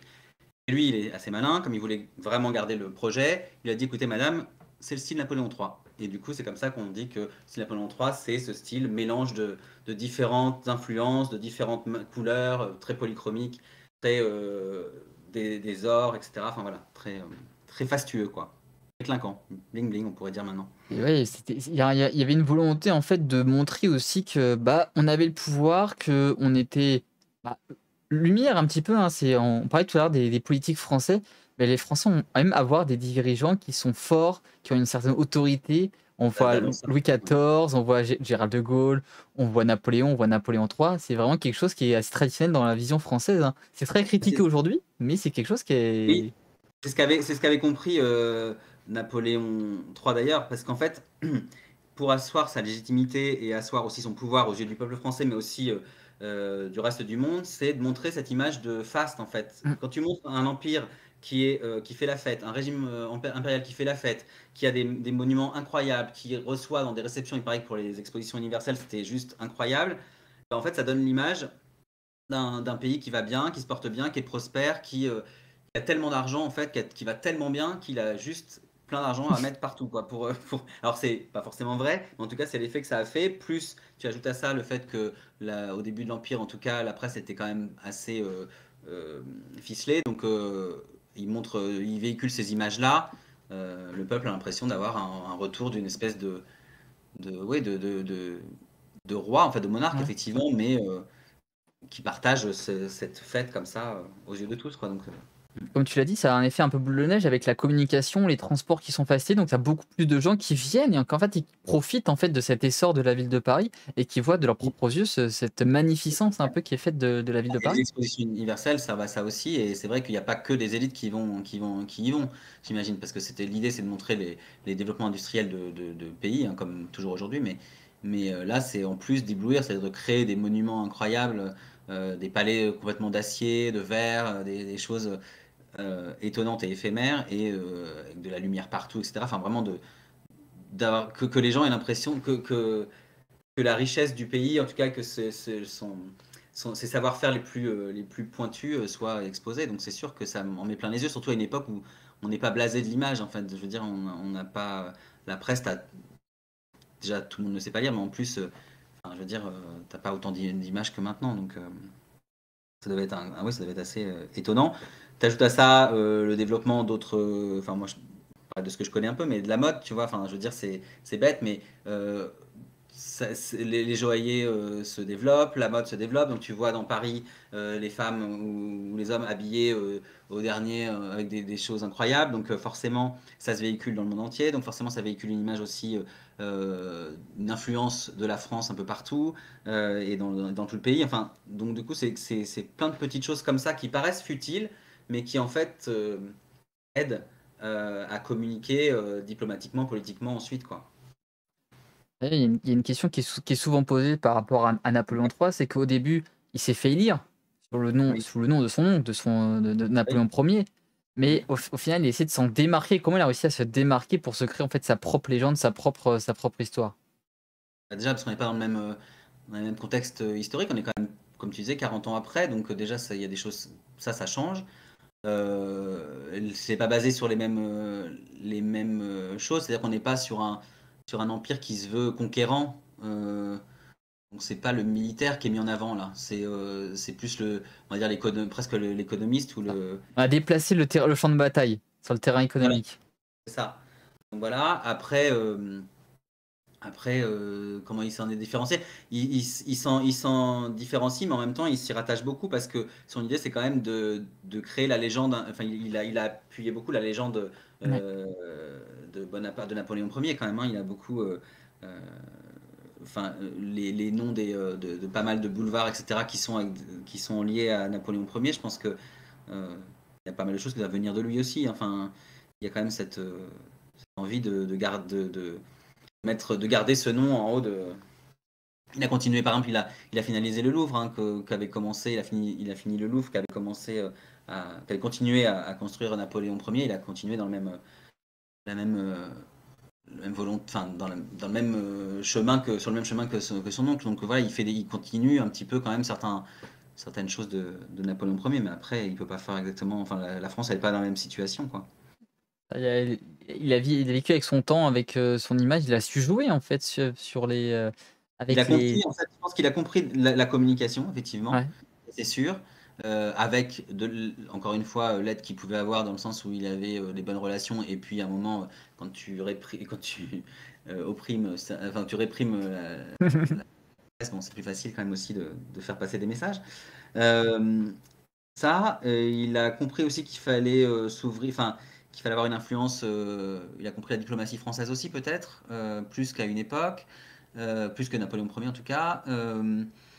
Et puis ouais, c'est mettre les atouts. Enfin peut-être c'est de savoir que là, il a peut-être su comprendre ce qu'avait comme atout la France en termes économiques et en termes de diversité, de produits possibles, de richesses culturelles aussi, parce que alors les monuments historiques, ça a été mis en place sous Louis-Philippe, mais lui, il restaure Notre-Dame de Paris, il restaure des châteaux comme Pierrefonds, il restaure la Sainte-Chapelle. Enfin, il y a aussi cette idée de valoriser aussi l'histoire d'un pays pour l'unifier derrière toute cette histoire, qu'elle soit bonapartiste ou royaliste ou autre en fait. Et je pense que c'est peut-être là où il a été assez intelligent. Après, là où il a perdu, c'est sur la fin, mais sinon, parce qu'à ce niveau-là, il a été bon en communication. Ouais. D'ailleurs, on a parlé pas mal de l'aspect économique, de l'aspect un peu politique, de l'aspect urbanisation, l'aspect communication, transport. Et là, on a effleuré un petit peu l'aspect culturel, mais il y a quand même eu Ouais. pas mal d'apports sur l'aspect culturel. Moi, j'en connais un quand même, c'est la photo, et d'autres La qui ont photo, fait de il y a Napoléon. énormément de choses, parce qu'on va avoir culturel et scientifique, on va dire, et technique, parce que en fait, ça va un peu ensemble, mais la photographie, pour moi, oui, c'est une animation technique. C'est l'usage du béton, par exemple, aussi, dans la Oui. construction, ça commence. C'est la production d'aluminium, on découvre l'aluminium, donc c'est quand même un matériau résistant, mais léger. Enfin, c'est l'électricité, évidemment, qui se développe. Alors, c'est pas nous qui avons inventé l'électricité, mais les premiers travaux électriques, on connaissait déjà, mais c'est la possibilité de l'industrialiser aussi qui est en servir en tout cas, qui se met en place. Le téléphone, alors on dit que c'est Graham Bell, mais d'ailleurs Graham Bell, je crois qu'il remercie, alors je sais plus le nom du français, je l'ai pas en tête, mais qui avait commencé ces travaux-là. Et en fait, je crois que Graham Bell, d'après ce que j'ai lu, a même remercié dans un bouquin ou je ne sais quoi, ce français, parce que ça a commencé, c'est lui qui a inventé le nom de téléphone d'ailleurs, c'est un français qui a inventé le nom du téléphone à cette époque-là. Donc ça, c'est des trucs qu'on utilise encore aujourd'hui, hein. C'est les premiers moteurs thermiques. C'est alors bon, après, j'y connais rien, mais j'ai vu ça, les sous-marins à propulsion mécanique. Alors voilà, je ne peux pas te dire, tu es un peu plus calé peut-être sur Ah, les. en sous-marin, non, je suis pas trop ma domaine, le sous-marin Ah, mécanique. non, Je suis non, pas d'accord. expert en sous-marin.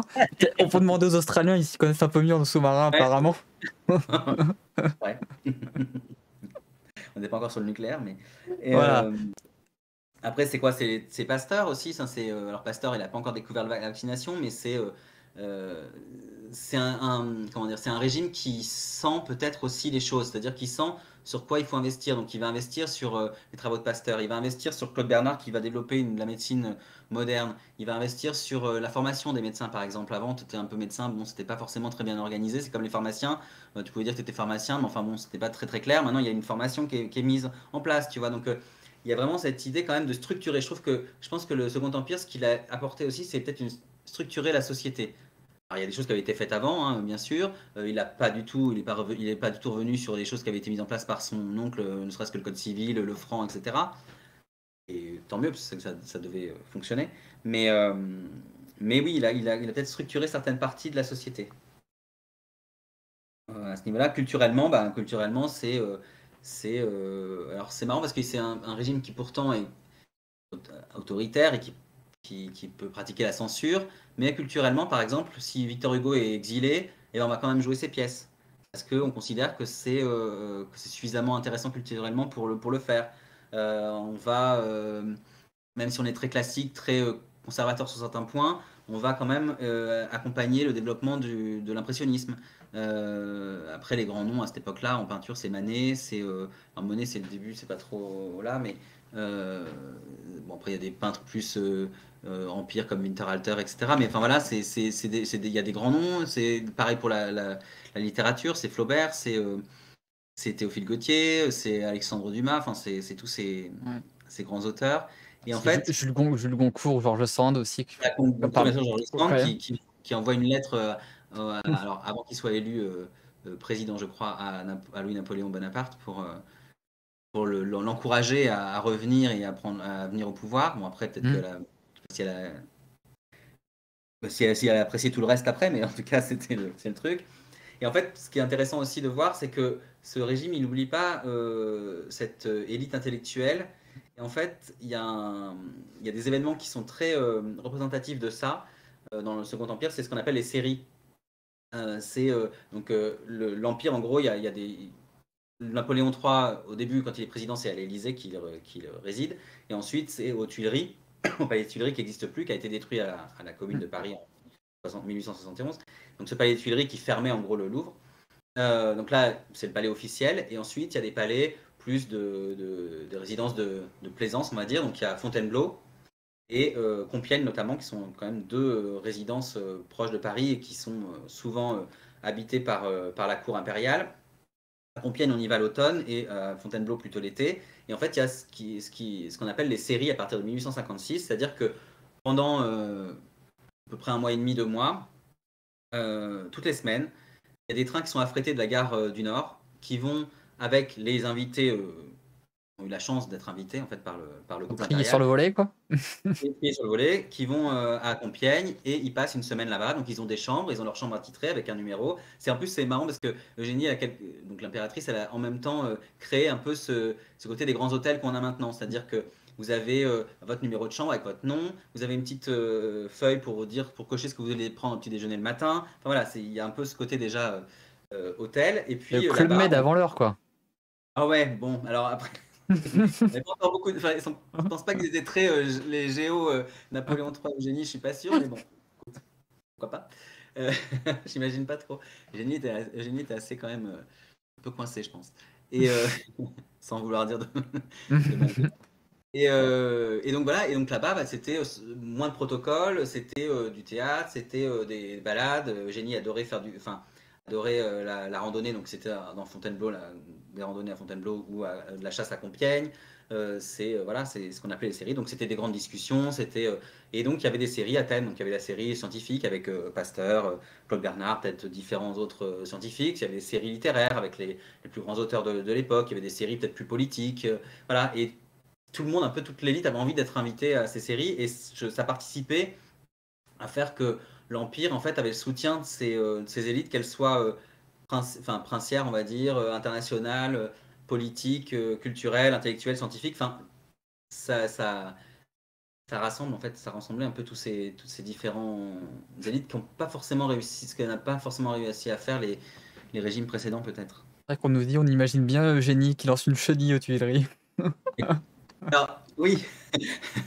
Bah, pourquoi pas, écoute, non, mais donc plutôt à Compiègne, il y a une très grande salle de bal, il y a la place, hein. J'adore la D'ailleurs, chenille en plus. d'ailleurs, J'adorerais faire une chenille à Compiègne.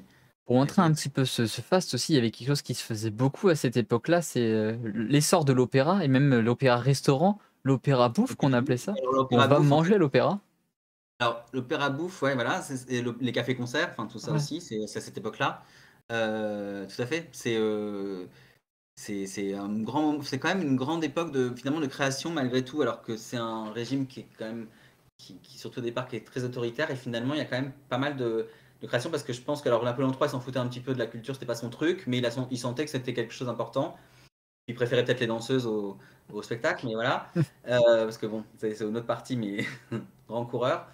Eugénie, par contre, aimait bien. Et c'est vrai que c'est aussi des moments. Enfin, c'est bête aussi, mais ils allaient à l'opéra et au théâtre. Pourquoi? Pour se montrer aussi. Parce que c'était important de se montrer. De montrer qu'on était là, qu'on était avec des habits somptueux.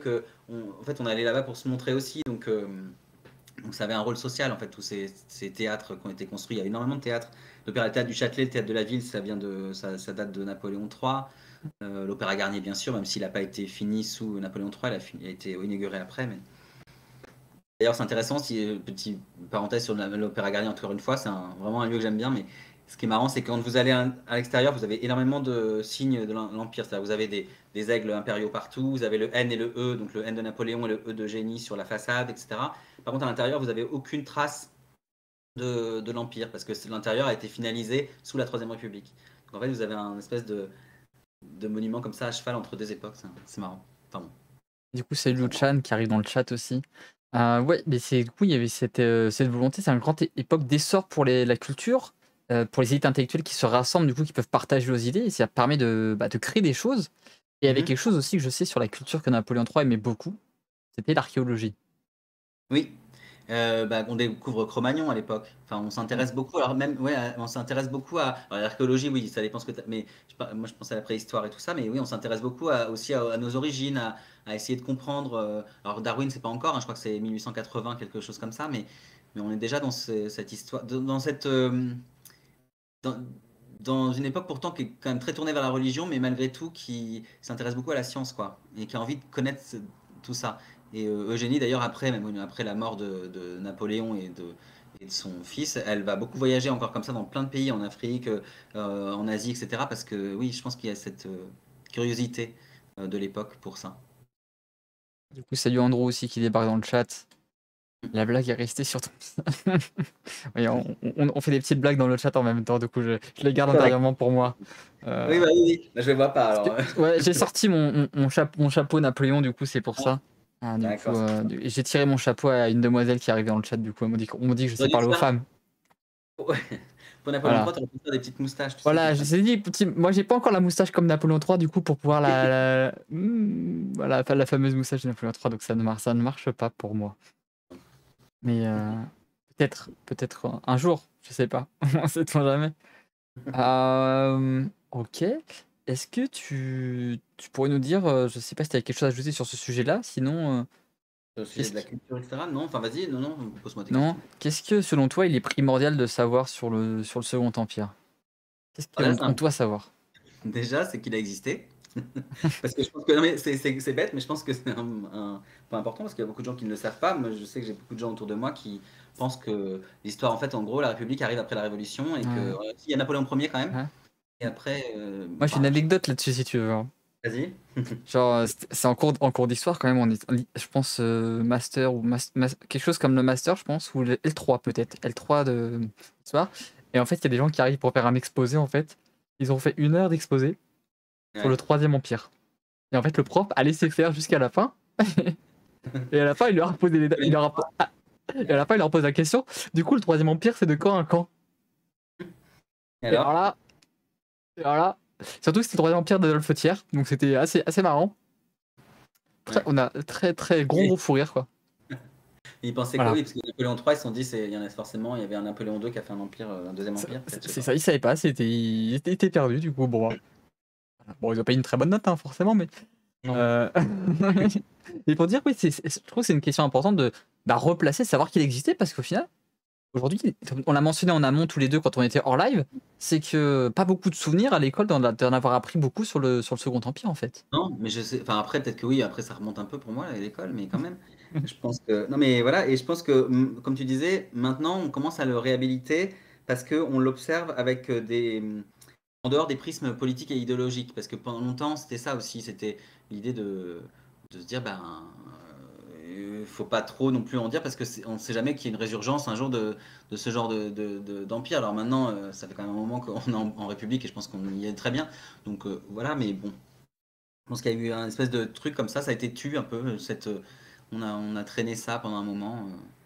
Et je trouve que c'est Ouais. bien que ça revienne après. Surtout qu'en plus, je comprends pas parce que au-delà du personnage, etc., ne serait-ce que de parler des progrès, je pense qu'on parle des progrès qui ont été faits, la révolution industrielle, tout ça, mais je pense pas qu'on le place dans un contexte politique en fait.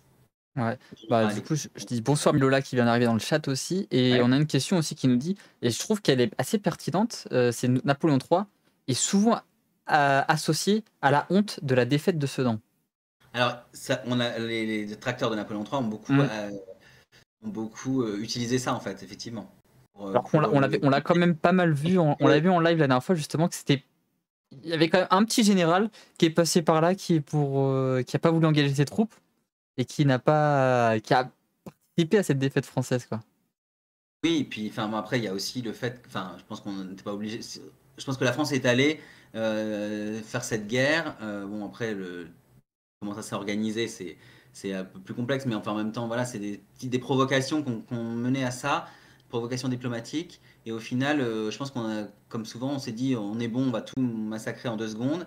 Et en fait, c'était pas le cas, ils étaient quand même plus forts et on s'est ratamé très rapidement quand même parce que je crois que c'est 19 juillet la déclaration de guerre et le 2 septembre, Napoléon est vaincu à Sedan. Alors il essaye de se jeter contre l'ennemi parce qu'il veut. En fait, son but, lui, il est malade en plus. Hein. Il est malade, il sait qu'il n'est pas très en forme.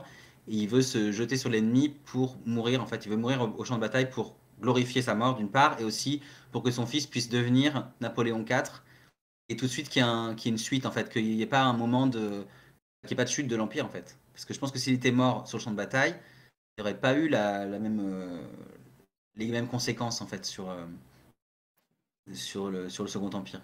Ouais, ça aurait été clairement différent. D'ailleurs, on nous parle des évolutions militaires qu'il y a eu avec le Second Empire. Ouais, alors il a essayé de réformer l'armée, mais il n'a pas bien réussi apparemment. Alors, j'ai pas tous les, je suis pas trop, je suis pas très calé en armée, mais a priori c'est un peu ce qui nous a fait défaut aussi au moment de Sedan. En revanche, ce qui peut réhabiliter un peu le Second Empire quand même, si on veut, voilà, c'est que bon, on a perdu Sedan, donc en perdant la guerre de Sedan, la République, donc 4 septembre 1870, la République est proclamée, la Troisième République. La guerre continue, le siège de Paris, etc. Bon, là, il y a un traité qui est signé et on perd l'Alsace et une partie de la Lorraine dans ce traité. Et donc, on avance un peu. 1918, donc fin de la Première Guerre mondiale, les Alliés se réunissent pour signer le traité de Versailles. Voilà. Et en fait, à ce moment-là, la France veut récupérer l'Alsace et la Lorraine. Et les Alliés, donc américains, anglais, etc., disent en même temps, je vois pas pourquoi, parce que qu'est-ce qui nous dit que l'Alsace et la Lorraine sont plus finalement françaises que allemande quelque part. Et en fait, ce qui se passe, c'est que Eugénie, qui est encore vivante, parce que Eugénie quand même est morte en 1920, donc ça fait pas si longtemps que ça finalement. Elle a vécu jusqu'à 94 ans, et Eugénie se souvient à ce moment-là, elle est en exil en Angleterre, qu'elle a une lettre du roi Guillaume Ier de Prusse, qui est donc roi au moment où Bismarck et Napoléon III entrent en guerre l'un contre l'autre. Et Guillaume Ier de Prusse qui lui explique clairement noir sur blanc que l'Alsace et la Lorraine, pour lui, il a besoin de ces zones-là pour faire zone tampon entre la France et l'Allemagne, mais qu'elles ne sont en aucun cas allemandes en fait. Donc c'est écrit noir sur blanc que l'Alsace et la Lorraine sont françaises. Donc c'est comme ça que, grâce à Eugénie, finalement, on récupère l'Alsace-Lorraine en 1918-1919. Donc finalement, et d'ailleurs, une des personnes d'un des conseillers de Eugénie qui va récupérer la lettre, etc., lui dit, Madame, Sedan est vengé. Tu vois? Donc quelque C'est beau, part. quoi, c'est beau comme histoire. Franchement, c'est C'est stylé. vrai. Non, D'ailleurs, c'est pas, par exemple, ça, tu vois, c'est quelque chose. c'est la petite histoire qui fait la grande histoire, en fait. Et je trouve que c'est dommage parce que c'est des trucs, en fait, on le dit pas. Bon, après, c'est anecdotique peut-être quand on apprend à l'école la Première Guerre mondiale, mais ça, c'est encore un truc qui évite de parler du Second Empire parce que ça serait pas très bienvenu de dire quelque chose de positif dessus, quoi, je trouve. Tu C'est vois? ça. Dommage. Voilà. Et on a une question du coup par rapport à Napoléon III. Alors la question, Ouais. alors on va faire la façon claire. Napoléon, il a mis deux, mais je pense que c'est Napoléon III du coup, se voit comme son oncle, Napoléon Ier, ou réellement comme son continuateur. Et quelle est la relation en fait de Napoléon III avec Napoléon Ier? Alors Napoléon III et Napoléon Ier, donc ils sont... En gros, Napoléon III, c'est le fils de... C'est assez bizarre. C'est Napoléon Ier avait un frère, un petit frère, Louis. Louis, roi de Hollande, enfin qu'il a placé roi de Hollande, s'est marié avec Hortense, qui était la fille que Joséphine avait eue d'un premier mariage. Je sais pas si c'est très clair, mais en gros, voilà, c'est la fille adoptive de Napoléon Ier qui est mariée avec son frère, en gros.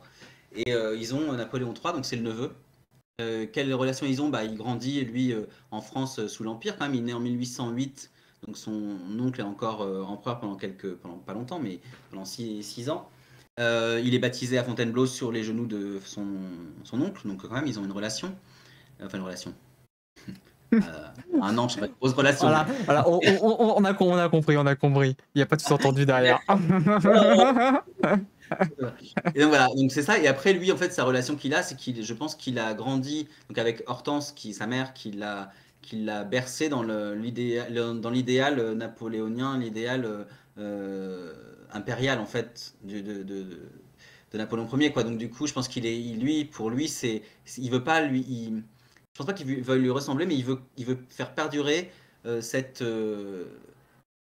influence, cette importance qu'a eu Napoléon Ier sur la France et sur le monde, en fait. Je pense il a cette idée un peu idéalisée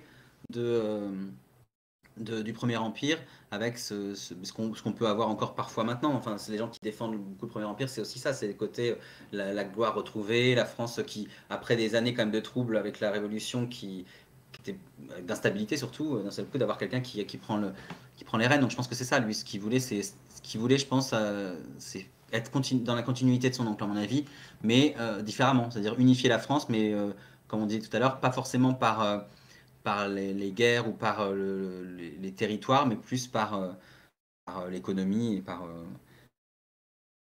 ouais, par ce genre de choses, quoi. Mais il y a quand même cette idée de continuité, ouais.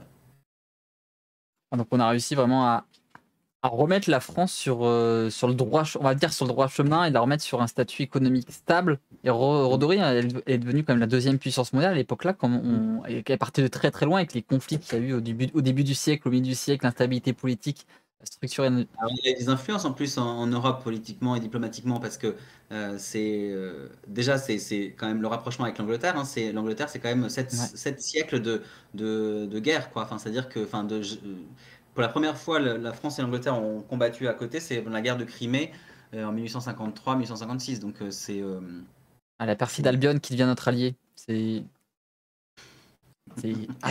quand même assez incroyable pour le faire. On a fait on se rappelle la guerre de 100 ans et tout, guerre de 7 ans et tout. Louis XV aussi. Enfin, C'est voilà, pas besoin d'aller si loin. La guerre, enfin Louis XVI, il va aider les républicains aux États-Unis, pas pour se faire plaisir, hein, c'est parce que il sait que ça va faire du tort aussi à l'Angleterre, donc même jusque là. Et puis les Anglais, enfin ce qui est drôle, sans être drôle, mais ce qui est un peu ironique en tout cas, c'est Napoléon Ier et lui capturé par les Anglais, c'est eux qui vont avoir raison de lui, en fait, quelque part. Et Napoléon III, lui, sera sauvé par les Anglais quand il part en exil après la chute du Second Empire. Donc finalement, voilà, en très peu de temps, finalement, un renversement complètement de situation. Donc ça, c'est déjà une grande chose. Et puis après, c'est l'influence sur l'Italie aussi, l'unification italienne, l'unité italienne quand même. C'est pas mal grâce à Napoléon III. Alors après, avec toujours des, enfin, c'est pas gratuit, disons, mais en tout cas, oui, il y a il y a quand même, l'Italie peut dire merci à certains points, à certains égards, à Napoléon III pour son unité. Après, sur la fin des guerres d'indépendance, c'est pas forcément Napoléon III a moins d'influence, mais Alors, voilà, c'est ouais. on a une question sur ce conflit, sur la fin de Napoléon III. Est-ce que du coup, Napoléon III aurait pu refuser la guerre contre la Prusse en 70 et ne pas tomber dans le piège de Bismarck? En fait, il a été mal. Lui, il voulait pas. Il y a deux choses.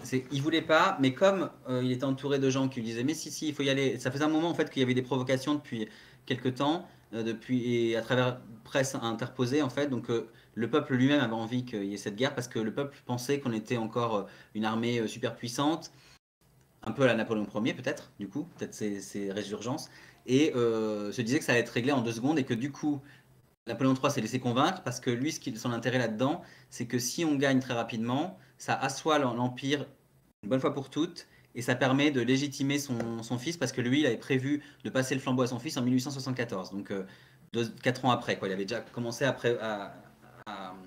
pense que son fils, je ne sais pas quel âge il aurait eu à cette époque-là, il avait 17 ans, je crois, en 74, donc c'était à peu près à l'âge où il voulait lui passer le flambeau, lui se sentant aussi. Et donc je pense que il aurait aimé refuser, mais il a été un peu, et notamment par Eugénie, qui l'a poussé aussi, il a été un peu obligé d'y aller.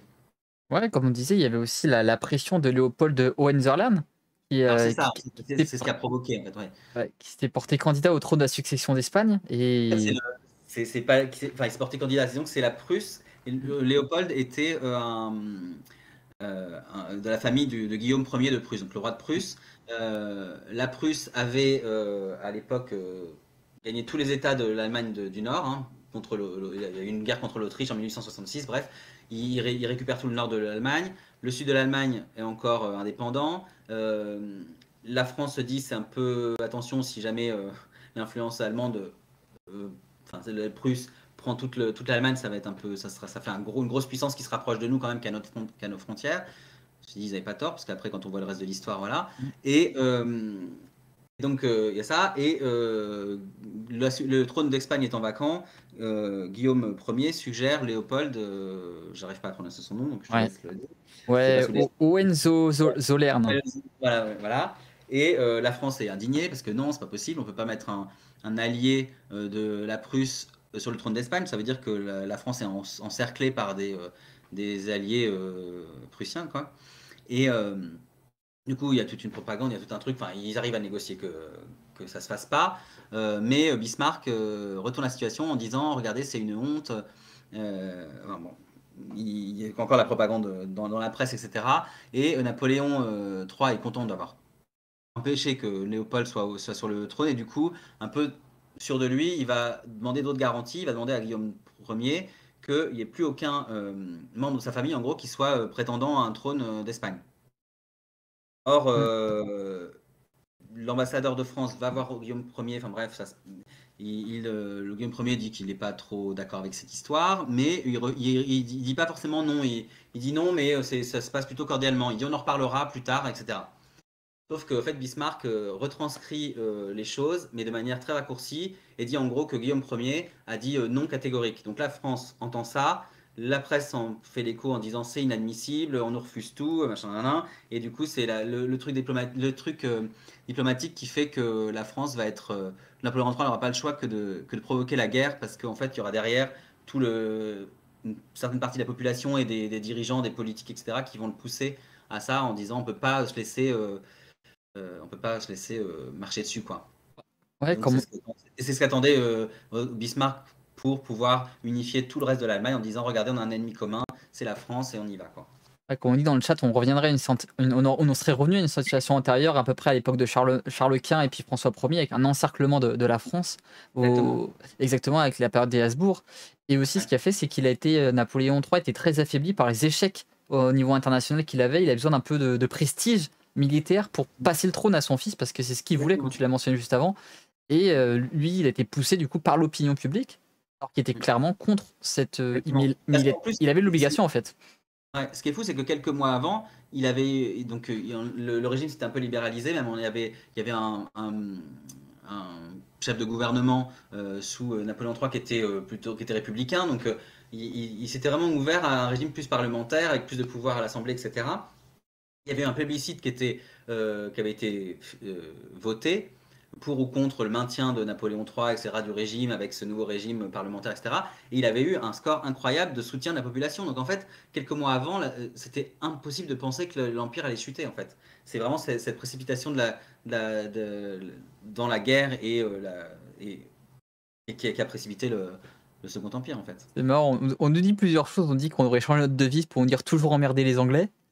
Et on nous dit aussi qu'il y a peut-être eu la fuite d'un plan d'invasion de la Belgique par la France. La fuite d'un plan, c'est-à-dire la fuite d'un plan d'invasion de la Belgique par la France. Ah, Ouais, alors ça, je suis pas. Je suis. non, il y a eu le Luxembourg. Il y a eu l'histoire que, en fait, à un moment donné, dans les discussions avec Bismarck, il y a eu le truc de dire, bon, ok, t'as récupéré toute l'Allemagne, le nord de l'Allemagne, on te dit rien, mais tu nous donnes le Luxembourg. Donc ça a été fait ça, et là Bismarck a retourné la situation en disant, c'est une honte, la France arrive au Luxembourg, ils sont à nos portes, enfin bref. Mais, Plus le Luxembourg du coup, parce que Belgique, oui, la Belgique, ça me dit rien. ça me dit rien du tout perso, donc peut-être que je sais pas, hein, c'est possible. Hein. Mais on avait une autre question. Il n'y a pas de politique d'invasion en plus, hein. Je pense pas. Dans ce truc-là. Alors on a récupéré la Nice et la Savoie, mais ça c'était des échanges effectivement de services rendus, mais c'est pas une invasion, hein. C'est pas. Puis en plus la Nice et la Savoie, c'est pareil, on a fait voter les gens sur place qui ont voté pour venir en France. Mais d'ailleurs on a une question aussi qui a un peu rapport avec nos amis anglois. On dit est-ce que du coup en fait Napoléon il aurait pu rejoindre en fait la guerre de sécession et dans l'État du Sud. Est-ce que Napoléon aurait rejoint cette guerre de sécession? Si oui, est-ce qu'il aurait rejoint le camp des sudistes? Alors oui, les sudistes, je pense, parce que alors il a eu une relation avec la guerre de sécession dans un sens, parce qu'en fait, Napoléon avait envie pour le coup, il y avait quand même de la conquête, parce qu'il avait envie de placer, de créer un empire avec un empereur issu des lignées européennes au Mexique. Et en fait, ce qui se passe, c'est qu'il profite de la guerre de sécession, là où les Américains sont occupés à se battre entre eux, pour arriver au Mexique. Il place Maximilien, qui est le frère de l'empereur d'Autriche à l'époque, sur le trône, et tout se passe bien, même s'il y a évidemment des contestations, etc., jusqu'à ce que les Américains finissent la guerre de sécession. Et comme c'est le Nord qui a gagné, donc beaucoup plus républicain et peut-être plus libéral qu'effectivement le Sud, les Américains se sont dit on va pas laisser faire ça, et donc ils ont soutenu tous les républicains mexicains, et ils ont digouillé Maximilien, et donc ça a été un échec retentissant pour Napoléon III, parce que ça a été vraiment son plus gros échec sur la scène internationale, et c'était dans la deuxième partie de son règne, donc c'est peut-être ça aussi, quand tu disais se redonner du prestige sur la scène internationale. Je pense que ça a pu jouer, ouais. Il n'a pas été se battre aux États-Unis, mais un énorme échec. On nous parle aussi du vote démocratique de la Savoie. Alors, tu veux dire quand pour savoir si il se rattache ou pas à la France. Voilà, je ne sais pas dans quel contexte ça a été fait, évidemment, à l'époque. Voilà. Mais après, ça peut s'entendre que la Savoie et Nice aient envie de se rattacher à la France à l'époque, qui était quand même un pays plus riche aussi et qui avait plus de choses à offrir que peut-être l'Italie. Hein. En Italie, en plus, qui était encore en train de se diviser, qui était encore divisé. Je sais pas, hein, j'en sais rien. Mais ouais. je sais pas si c'est l'histoire de cette. Je sais pas si tu avais d'autres choses à apporter sur le sujet. Sinon, moi, j'avais une petite dernière question pour cette partie sur toi. Ouais. Non, il y avait un des trucs que je trouve assez drôle que le Second Empire nous a apporté, mais qu'on ne savait pas, que j'ai appris il y a très peu, c'est l'Eurostar, enfin pas l'Eurostar, mais le tunnel sous la Manche. Oui, c'est vrai, c'est vrai. C'est un projet qui existe depuis Louis XV. Il y a déjà des ingénieurs qui étaient venus voir Louis XV en disant on va faire un truc pour traverser la Manche alors à pied. Donc c'était plutôt des idées de pas de tunnel, plutôt d'espèces de ponts, enfin des choses un peu voilà. Et puis Napoléon III reprend le projet avec, il en parle, enfin comme on s'entend bien maintenant avec l'Angleterre à ce moment-là, il en parle avec, et donc il y a vraiment l'idée de creuser un tunnel et de faire un tunnel avec je sais plus si c'était un train ou à cheval, mais je pense que c'était déjà le train du coup. Et le projet a été bien avancé sur le papier en tout cas, mais après ça a été interrompu par la guerre évidemment et la chute de l'Empire, et ça n'a jamais été repris tout de suite. Ça a été un peu repensé à un moment au début du XXe, je crois, puis après ça a été vraiment mis en place. Comme on le sait. Il y a eu quelques conflits au début du XXe qui ont fait que c'était compliqué de mettre ça en place. C'était compliqué, voilà. Quelques périodes troublées au début du. On avait autre chose à faire. On avait autre chose à faire, du coup, creuser les tunnels sous la Manche. Super, je sais pas s'il y a d'autres questions, n'hésitez pas à les poser. Moi, je vais t'en poser une dernière pour cette partie. Et Du coup, bah, tu es un passionné du Second Empire, mais comment t'en es venu à te passionner du coup, par ce sujet? alors, je suis passionné par pas mal de choses en histoire déjà, mais le Second Empire, pourquoi? Parce qu'il y a alors différents angles en fait. Il y a d'une part, parce que c'est un sujet qui était pas connu et qu'en fait j'étais tellement surpris de découvrir tout ce qu'il y avait derrière ce nom de Second Empire que ça m'a fasciné en fait. Ça m'a fasciné parce que ça m'a fasciné d'avoir ce même le côté kitsch du faste impérial, etc. Je trouve que c'est presque un moment, je me disais, ah, c'est cool, on a aussi notre Sissi impératrice, tu vois. Enfin, je veux dire, il y avait ce côté un peu, on a eu cette période un peu de faste comme ça à cette époque-là, alors qu'on avait l'impression que depuis la chute de l'Ancien Régime et la fin de Versailles, on n'avait plus ce genre de choses. Donc, c'était assez intéressant de voir ça, de savoir qu'il y avait une suite. J'avais envie de savoir, en fait, de connaître cette histoire parce que c'est une histoire qui est beaucoup plus Mmh. proche de nous. Moi, de me dire que finalement, potentiellement, j'ai des arrière-grands-parents peut-être qui sont nés à peu près à la fin du Second Empire. C'est quand même. Enfin, peut-être pas, peut-être, mais bon, pas très loin. Enfin, c'est très proche, quoi. Et donc, du coup, je trouve ça intéressant de voir que si proche de nous, il y a ce genre de régime et de mieux comprendre, en fait, de comprendre aussi. Moi, le Paris d'Haussmann, depuis que je suis arrivé à Paris, on me dit c'est Haussmann, Haussmann. On se rend pas compte ce que c'est, mais en fait, finalement, quand tu creuses un peu, moi, j'ai voulu comprendre dans quoi enfin, le monde actuel et je me suis rendu compte qu'il y avait beaucoup de choses qui ramenaient au Second Empire, donc j'ai voulu creuser en fait. Et après Ouais. creuser les personnalités, parce que moi ce que j'aime aussi, au-delà du patrimoine et des monuments, j'aime bien les personnages historiques aussi. Parce que ce que j'aime bien découvrir, c'est le côté, le, le- les, les facettes, les différentes facettes. J'aime bien découvrir la personne, découvrir l'homme politique, enfin voilà, et comprendre un peu tout ça. Donc là, dans le Second Empire, je suis assez servi en tout cas. En plus, c'est hyper intéressant parce que tu as 2 éléments que tu as mentionnés, c'est que déjà Haussmann, il y a beaucoup de gens qui ne le replacent pas dans le Second Empire Non. et aussi on se rend pas compte du changement incroyable qui a été fait par la ville de Paris qui est passée d'un allez, un taudis à une ville lumière, quoi. Une ville qui était insalubre, risquée, dangereuse. Bien sûr, et pourtant les prédécesseurs ont essayé hein, Mmh. de faire quelque chose, mais en fait, il fallait peut-être raser certains quartiers pour pouvoir en faire des nouveaux. Alors c'est contestable pour certains de l'époque notamment, hein, qui disent que on perdait le charme de Paris justement de Mmh. l'époque, Ouais. mais bon, ça Waouh. a permis aussi de développer, je pense. Je pense que les gens étaient contents de pouvoir sortir la nuit, quoi, avec l'éclairage public. Et puis on Ouais, parle c'est beaucoup ça. de Paris, mais il y a d'autres villes qui ont bénéficié aussi du développement d'Haussmann, parce qu'il n'y a pas que Paris qui a été développé par le baron Haussmann. Mais complètement, Plusieurs autres non, ce villes que en je disais tout France. à l'heure, il y en a plein d'autres, hein. Il y a vraiment, bah, je te disais, Marseille, les ports aussi, hein, le Havre, les ports de Marseille, le port de Nantes, Bordeaux, etc. Tout ça, c'était euh, réadapté pour le commerce, mais aussi du coup les villes avec elles. Oui, c'est ça. Enfin, t'as raison. Il y a Toulouse, enfin Lille, enfin voilà, je sais pas. Donc Pas voilà, toutes ces villes, mais il y a beaucoup de villes. Alors, il y a des villes qui ont bien, il y a des villes qui ont voulu, qui n'ont pas voulu forcément faire autant de changements, mais la plupart, oui. Le train, enfin, de toute façon, tout ça, ça a joué, quoi, ça, pour le développement des villes aussi. Hein. Le transport, on en parlait tout à l'heure, mais on dit forcément, tu as des déplacements de population. Donc, les fameuses cours des miracles que Louis XIV a mis tout son règne à éliminer, ça devait être spécial, Paris. ouais, c'est ça, ouais. Mais il avait réussi à dézinguer quelques-uns de quelques-unes de ces troupes de voleurs, voilà, comme de Mmh. truands, quoi. Mais bon, les petites ruelles faisaient que, enfin, forcément, hein, C'était c'était plus facile de sans éclairage. Enfin, je veux dire, à un moment où bah, c'était des coupes-gorges, hein, la nuit, hein. C'était vraiment des zones, extrêmement dangereuses, hein. Il y a plusieurs choses qui en traitent. Donc ouais, on a vraiment tout changé, c'est l'agrandissement des rues, cet éclairage public, ce chauffage, ce gaz, ces transports, enfin c'est les trottoirs qui ont été pavés du coup, pour créer des vrais trottoirs aussi qui ont été faits. Que ça, les des bâtiments qui sont faits avec des ossatures aussi en métal, métal. pour certaines, l'opéra, c'est ça, hein, il est Mmh. tout en métal en dessous. Donc c'est aussi moins d'incendie.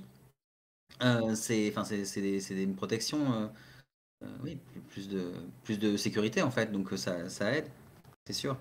Après, Ouais, je dis pas que les populations pauvres aussi ont été pas mal déplacées aussi sur les côtés, hein, donc mmh. Paris était joli, peut-être qu'autour c'était pas toujours ça non plus, hein.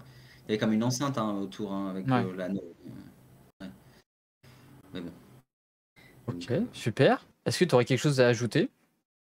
il y a plein de choses, mais non, enfin sinon on peut partir encore pendant. On on est bon pour cette partie? Et ben, super. Et ben, on passe à la partie 2 les amis. Alors, Vas-y. sans transition aucune, est-ce que tu aurais une citation à nous partager?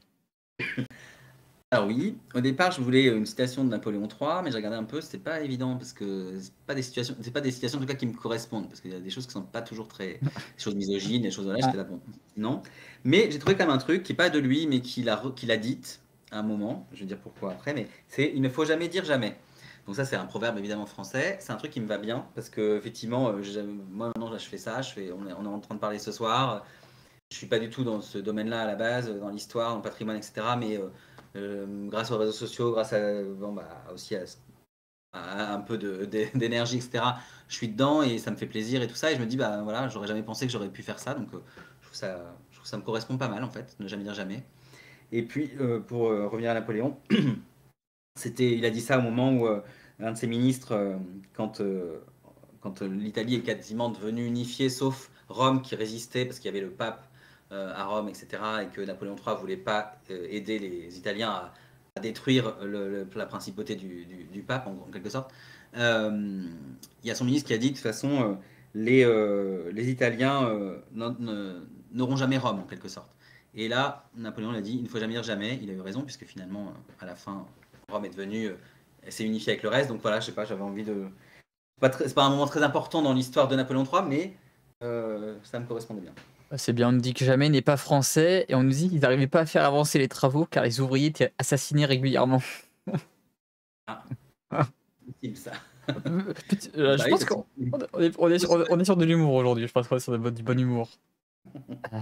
Super, merci. Est-ce que maintenant tu pourrais nous partager une lecture, un podcast, chaîne Alors, oui, YouTube? j'ai plein de lectures. Ah, Euh, on aime bien non, lire, nous. ouais, alors j'ai plein de livres. Non, en fait, sur le Second Empire, déjà, il y a deux trucs. Allez, on va dire, il y a deux livres que j'ai bien aimés. Ils sont ouf. Je les ai mis derrière moi, comme ça, parce que sinon, me souvenir des noms, c'est impossible. Il y en a un qui s'appelle, alors, qui s'appelle Flamboyant Second Empire, qui est écrit par Xavier Mauduit. Ah oui. Et en fait, Mmh. bon, il est très, c'est des fois un peu léger la façon dont c'est écrit, etc. C'est pas du tout, mais t'apprends énormément de choses sur justement tous les apports et tout le quotidien au Second Empire, la politique, les sciences, etc. Enfin, il y a pas mal de choses, il y a vraiment plein de choses là-dedans. Et d'ailleurs, moi, ça m'a beaucoup servi pour apprendre, justement, parce que j'aime beaucoup, j'aime bien ce qui se passe dans l'histoire, mais j'aime aussi les petites histoires de la grande, et ça, je trouve que tu trouves pas mal de choses là-dedans. Il y en a une autre pour connaître un peu ce qu'est la vie sous le régime fastueux de l'Empire, c'est les souvenirs de la princesse de Metternich. La princesse de Metternich, c'est la femme de l'ambassadeur d'Autriche auprès de Napoléon III, et donc elle raconte, alors avec pas mal d'humour aussi, mais voilà, son séjour ses séjours réguliers à la cour impériale avec voilà, les moments à Biarritz, le moment où à Biarritz, Eugénie adore faire du bateau, donc elle emmène tout le monde, mais en fait tout le monde est malade dessus, donc toutes les princes d'Europe sont tous en train de vomir par-dessus bord, mais que voilà, enfin c'est voilà, des petites anecdotes, des petites choses, mais c'est assez drôle. Euh, le titre de son truc, c'est Je ne suis pas jolie, pardon, je ne suis pas jolie, je suis pire. Voilà, ça laisse un peu. C'est sympa. C'est ça. Sympa. Voilà, après sur l'histoire de l'histoire de France, moi j'ai beaucoup aimé, il y a longtemps que je l'ai lu, il faudrait que je le relise d'ailleurs. Alors c'est Max Gallo, après on n'aime pas, mais en tout cas, ça s'appelle L'âme de la France, il y a 2 tomes. Et en fait je trouve super parce que là-dedans, ça retrace donc l'histoire de France, mais à chaque fois tu comprends ce qui nous est resté de ces époques traversées aujourd'hui. C'est-à-dire qu'on comprend pourquoi on est un peuple qui, depuis très longtemps en fait, est très revendicatif. On va comprendre ce genre. Je l'imagine, j'ai pas relu sur le Second Empire, je devrais regarder, mais il y a certainement des choses qui y sont. Et j'ai trouvé qu'il était vraiment très bien fait. C'est un des premiers livres que j'ai lu sur l'histoire quand je me suis vraiment intéressé à ça, et ça m'a j'ai bien aimé. Voilà, après j'en ai d'autres, mais on va pas tout. Non. Et alors les podcasts, sinon. Alors, sur le Second Empire, euh, il y a je l'ai noté quelque part évidemment, il faut que je le retrouve. Il y a un podcast que j'aime bien, pas un podcast, une chaîne YouTube qui est, je crois que c'est la chaîne Napoléonia. Alors, c'est sur Napoléon, mais c'est aussi Napoléon III, et c'est des petites. D'ailleurs, Xavier Mauduit intervient dedans, et c'est assez bien expliqué. C'est des vidéos courtes, et j'ai trouvé que c'était pas mal pour comprendre un peu le Second Empire de manière très rapide.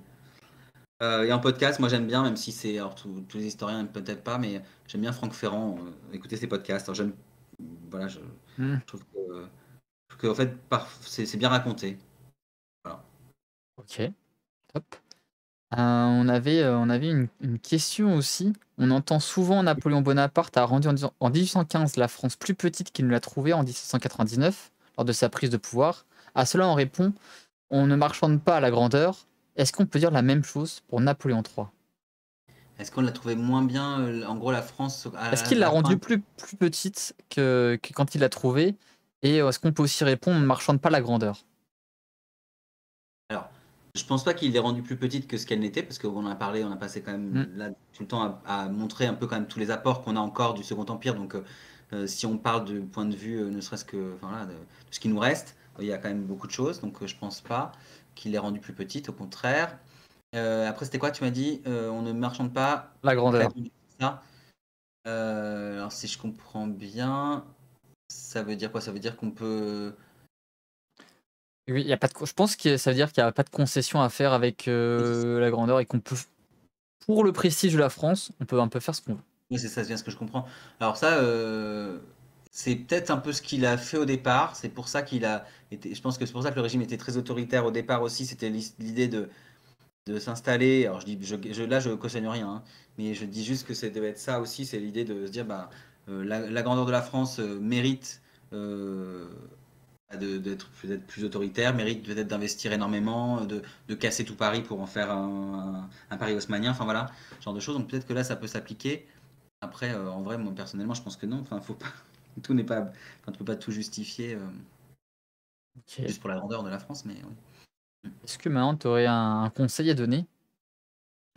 Peut-être à Un quelqu'un qui veut conseil. s'intéresser à un conseil général ou un conseil à quelqu'un qui veut s'intéresser au Second Empire ou quelqu'un qui veut en apprendre peut-être plus Eh sur le ben, sujet?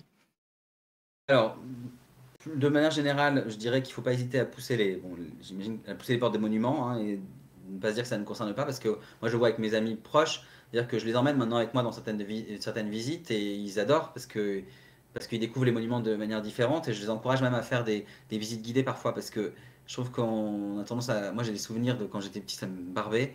En fait, je me rends compte que quand tu tombes sur un guide un peu sympa, un peu bien, t'apprends des anecdotes, t'apprends des choses, c'est vivant et ça rend le monument vivant et les personnages qui y ont vécu aussi. Donc ça, je trouve ça intéressant. Et puis, plus généralement, ouais, encore une fois, je pense qu'il faut toujours. Je pense que c'est important de toujours avoir envie d'apprendre, et toujours envie de continuer à être curieux et à s'intéresser tout au long de sa vie. Moi, je trouve que très rapidement, pendant des années, tu rentres dans un boulot, tu fais ton truc, etc. Et tu restes un peu dans ton quotidien. Et là, moi, ça m'a vachement fait du bien de pouvoir m'intéresser à l'histoire qui a rien à voir avec vraiment ce que je fais à côté, en vrai. Mais Merci Luchan pour les petits 10 bits avant de partir, merci. et donc voilà. Donc ça, c'est plus ouais, ça, je pourrais dire. Et communiquer aux gens dites si vous intéressez-vous à l'histoire, emmenez les gens aussi dans tout ça parce que c'est important pour comprendre le monde actuel. Je trouve qu'on est dans un monde qui est quand même pas facile toujours à comprendre, qui est parfois très tout noir ou tout blanc. Enfin, on a du mal à avoir de la nuance et je trouve que quand tu comprends l'histoire et tout ça, tu peux plus facilement mettre en perspective quand même ce qui se passe aujourd'hui et je trouve ça important. Parce que même enfin, ce qui Ah se passe ouais, en Russie, tu as des choses qui se sont passées déjà à, à cette époque-là, au Second Empire, qui s'expliquent, la Crimée, etc. Enfin voilà, donc je trouve que c'est important. ouais, pour parler de tes musées, on nous dit justement qu'il y a le musée de Gravelotte qui est génial sur la bataille de Sedan. D'accord, bah, très bien. Moi, je le connais pas du tout, mais je crois sur parole. Les gens, ils sont plus forts que moi dans le chat, donc je crois forcément. Et on nous dit, on a retrouvé la citation de Gaulle. C'était, il a laissé la France plus petite qu'il ne l'avait trouvée, soit, mais une nation ne se définit pas ainsi. Pour la France, il devait exister. Ne marchandons pas la grandeur. Ah oui, mais je comprends ce que veut dire. Alors là, c'est différent. Ça veut dire Ouais. effectivement que parce que c'est par rapport aux critiques, parce qu'effectivement, mais c'est comme ce qui se passe un peu des fois en ce moment, c'est-à-dire de dire de complètement annihiler le travail de quelqu'un, même un Louis XIV ou quoi, parce qu'effectivement il y a le code noir et c'est inadmissible. Mais si tu veux, il faut le replacer dans le contexte et du coup, tu as des choses comme ça où c'est pas parce que, enfin, un personnage comme Napoléon III ou Napoléon Ier a fait des choses négatif qu'il n'a pas laissé quand même des choses positives dans l'histoire, et notamment pour nous, Napoléon Ier, pour le coup, tout le code civil, et pas que pour nous d'ailleurs, dans beaucoup de pays d'Europe, le franc, enfin une certaine une certaine stabilité retrouvée après la Révolution. Enfin, voilà, donc après, c'est sûr qu'il y a d'autres choses qui sont complètement qui sont répréhensibles. Hein. Et Exact. ça veut dire ça, je pense. Ça veut dire qu'il fallait savoir, et c'est ça que je trouve intéressant quand je disais Mm. s'intéresser à l'histoire et tout ça, c'est savoir retenir, savoir différencier ce qui est à retenir et ce qui ne l'est pas. Enfin voilà, ce qui est intéressant et important ou pas, quoi. C'est important toujours de recontextualiser les personnages et les périodes historiques dans leur contexte pour pas sortir en fait les choses de... Mais comme comme le Second Oh, Empire, c'est pareil. Enfin, je veux dire, c'est le même principe. Hein. exactement. Super. Est-ce est-ce que maintenant tu pourrais nous dire c'est quoi ton prochain défi? Mon prochain défi. Mon prochain défi, alors concernant les carnets d'Igor, en fait, ça serait de développer un peu plus mes. Alors, je fais des podcasts réguliers, mais je suis tout seul. J'aimerais pouvoir faire intervenir des conservateurs, des gens quand je vais visiter des lieux, etc., d'être un peu plus dans l'échange sur les lieux que je visite, on va dire. Et puis voilà, puis pour ce qui concerne mon blog, peut-être créer une newsletter pour un peu faire des thématiques par rapport. J'ai énormément de contenu maintenant, je trouve, mais qui pourrait être de temps en temps remis un peu en lumière pour ceux qui me suivent. Quoi. Bon, on nous dit que c'est cool comme projet, donc les gens aiment bien. De toute façon, les gens aiment bien l'histoire. Quand on parle d'histoire de patrimoine, on a fait quelques lives sur le patrimoine. Et c'est Donc, cool parce que moi, plus j'évolue là dans les carnets d'Igor, enfin bref, plus je rencontre de gens qui sont passionnés, qui sont jeunes, qui sont, enfin, parce que dans ma tête, moi, fallait forcément que tu sois prof d'histoire pour ouais, t'intéresser à l'histoire il y a quelques années. Et puis en fait, pas forcément. Donc ça, c'est cool. forcément, c'est cool. Super. Où est-ce qu'on peut te retrouver maintenant? Alors chez moi, non. Alors, on arrive tous, c'est la Ah fête non. chez Igor. C'est Ouais, parti. mais j'habite pas encore dans le château dont je parlais tout à l'heure. Ouais. Ah, c'est pas à toi Non, le petit château qui est à Versailles là, qui a l'air sympa. ouais, oh, ce sera un peu grand quand même. Là, on peut venir à nombreux. Non, non, on peut me trouver sur Instagram, on peut me trouver sur YouTube, Facebook. YouTube, en fait, je raconte pas mal d'anecdotes historiques, en fait, régulièrement. Et je les fais en podcast. Donc sur mon podcast, mes podcasts sont tous sur Apple, Google, Spotify, etc. Et je les raconte aussi en vidéo pour certains, donc ils sont sur YouTube. Donc les carnets d'Igor aussi. Mon blog, bien sûr, parce que le blog, je pense, c'est qui est le plus complet, parce que il y a vraiment. Puis c'est ce que j'aime faire, j'aime écrire. Donc en plus, voilà, il y a les textes de mes visites, d'anecdotes, etc. Et il y a aussi mes podcasts, parce qu'il y a un onglet avec tous les podcasts. Donc voilà, on peut me retrouver. Et TikTok, mais c'est tout nouveau, alors bon, soyez indulgents. On laisse Igor. On souhaite une bonne soirée à Igor. Est-ce que vous avez une dernière question à poser à notre ami? En tout cas, moi, c'était un plaisir de t'accueillir à bord du Flow de l'Histoire. On a passé un super moment. C'est très intéressant d'apprendre des trucs. On a des petites anecdotes du coup sur Napoléon, notamment sur la Lasse Lorraine. Celle-là, je la connaissais pas du tout. Cette anecdote de la lettre d'Eugénie. Franchement, ça c'est incroyable. C'est trop bien. Donc, Alors ça, un dernier bouquin, je te montre vite fait, parce que tu me demandes une dernière chose. Je l'ai appris dans des bouquins qui sont très jolis, je trouve que c'est les éditions Le Charmoiset. Il y a plusieurs bouquins, il y a des choses sur Fontainebleau, etc. Là, c'est un bouquin qui s'appelle La Dernière Souveraine, donc avec des photos de génie, et ça raconte un peu tout ça. Et c'est hyper intéressant parce que tu as des choses un peu plus peut-être anecdotiques, ou en tout cas plus intimes sur les personnages. merci en tout cas à vous d'avoir été présent. Si vous avez d'autres questions, n'hésitez pas à les poser. Encore merci Igor pour ta présence, pour tes questions et pour tes réponses. C'est très intéressant comme live sur Napoléon III, comme on l'a dit, qui est un peu oublié par l'histoire et un peu décrié. Et on a pu remettre un petit peu, redorer le blason de Napoléon III et expliquer tout ce que avait fait notre ami Napoléon III.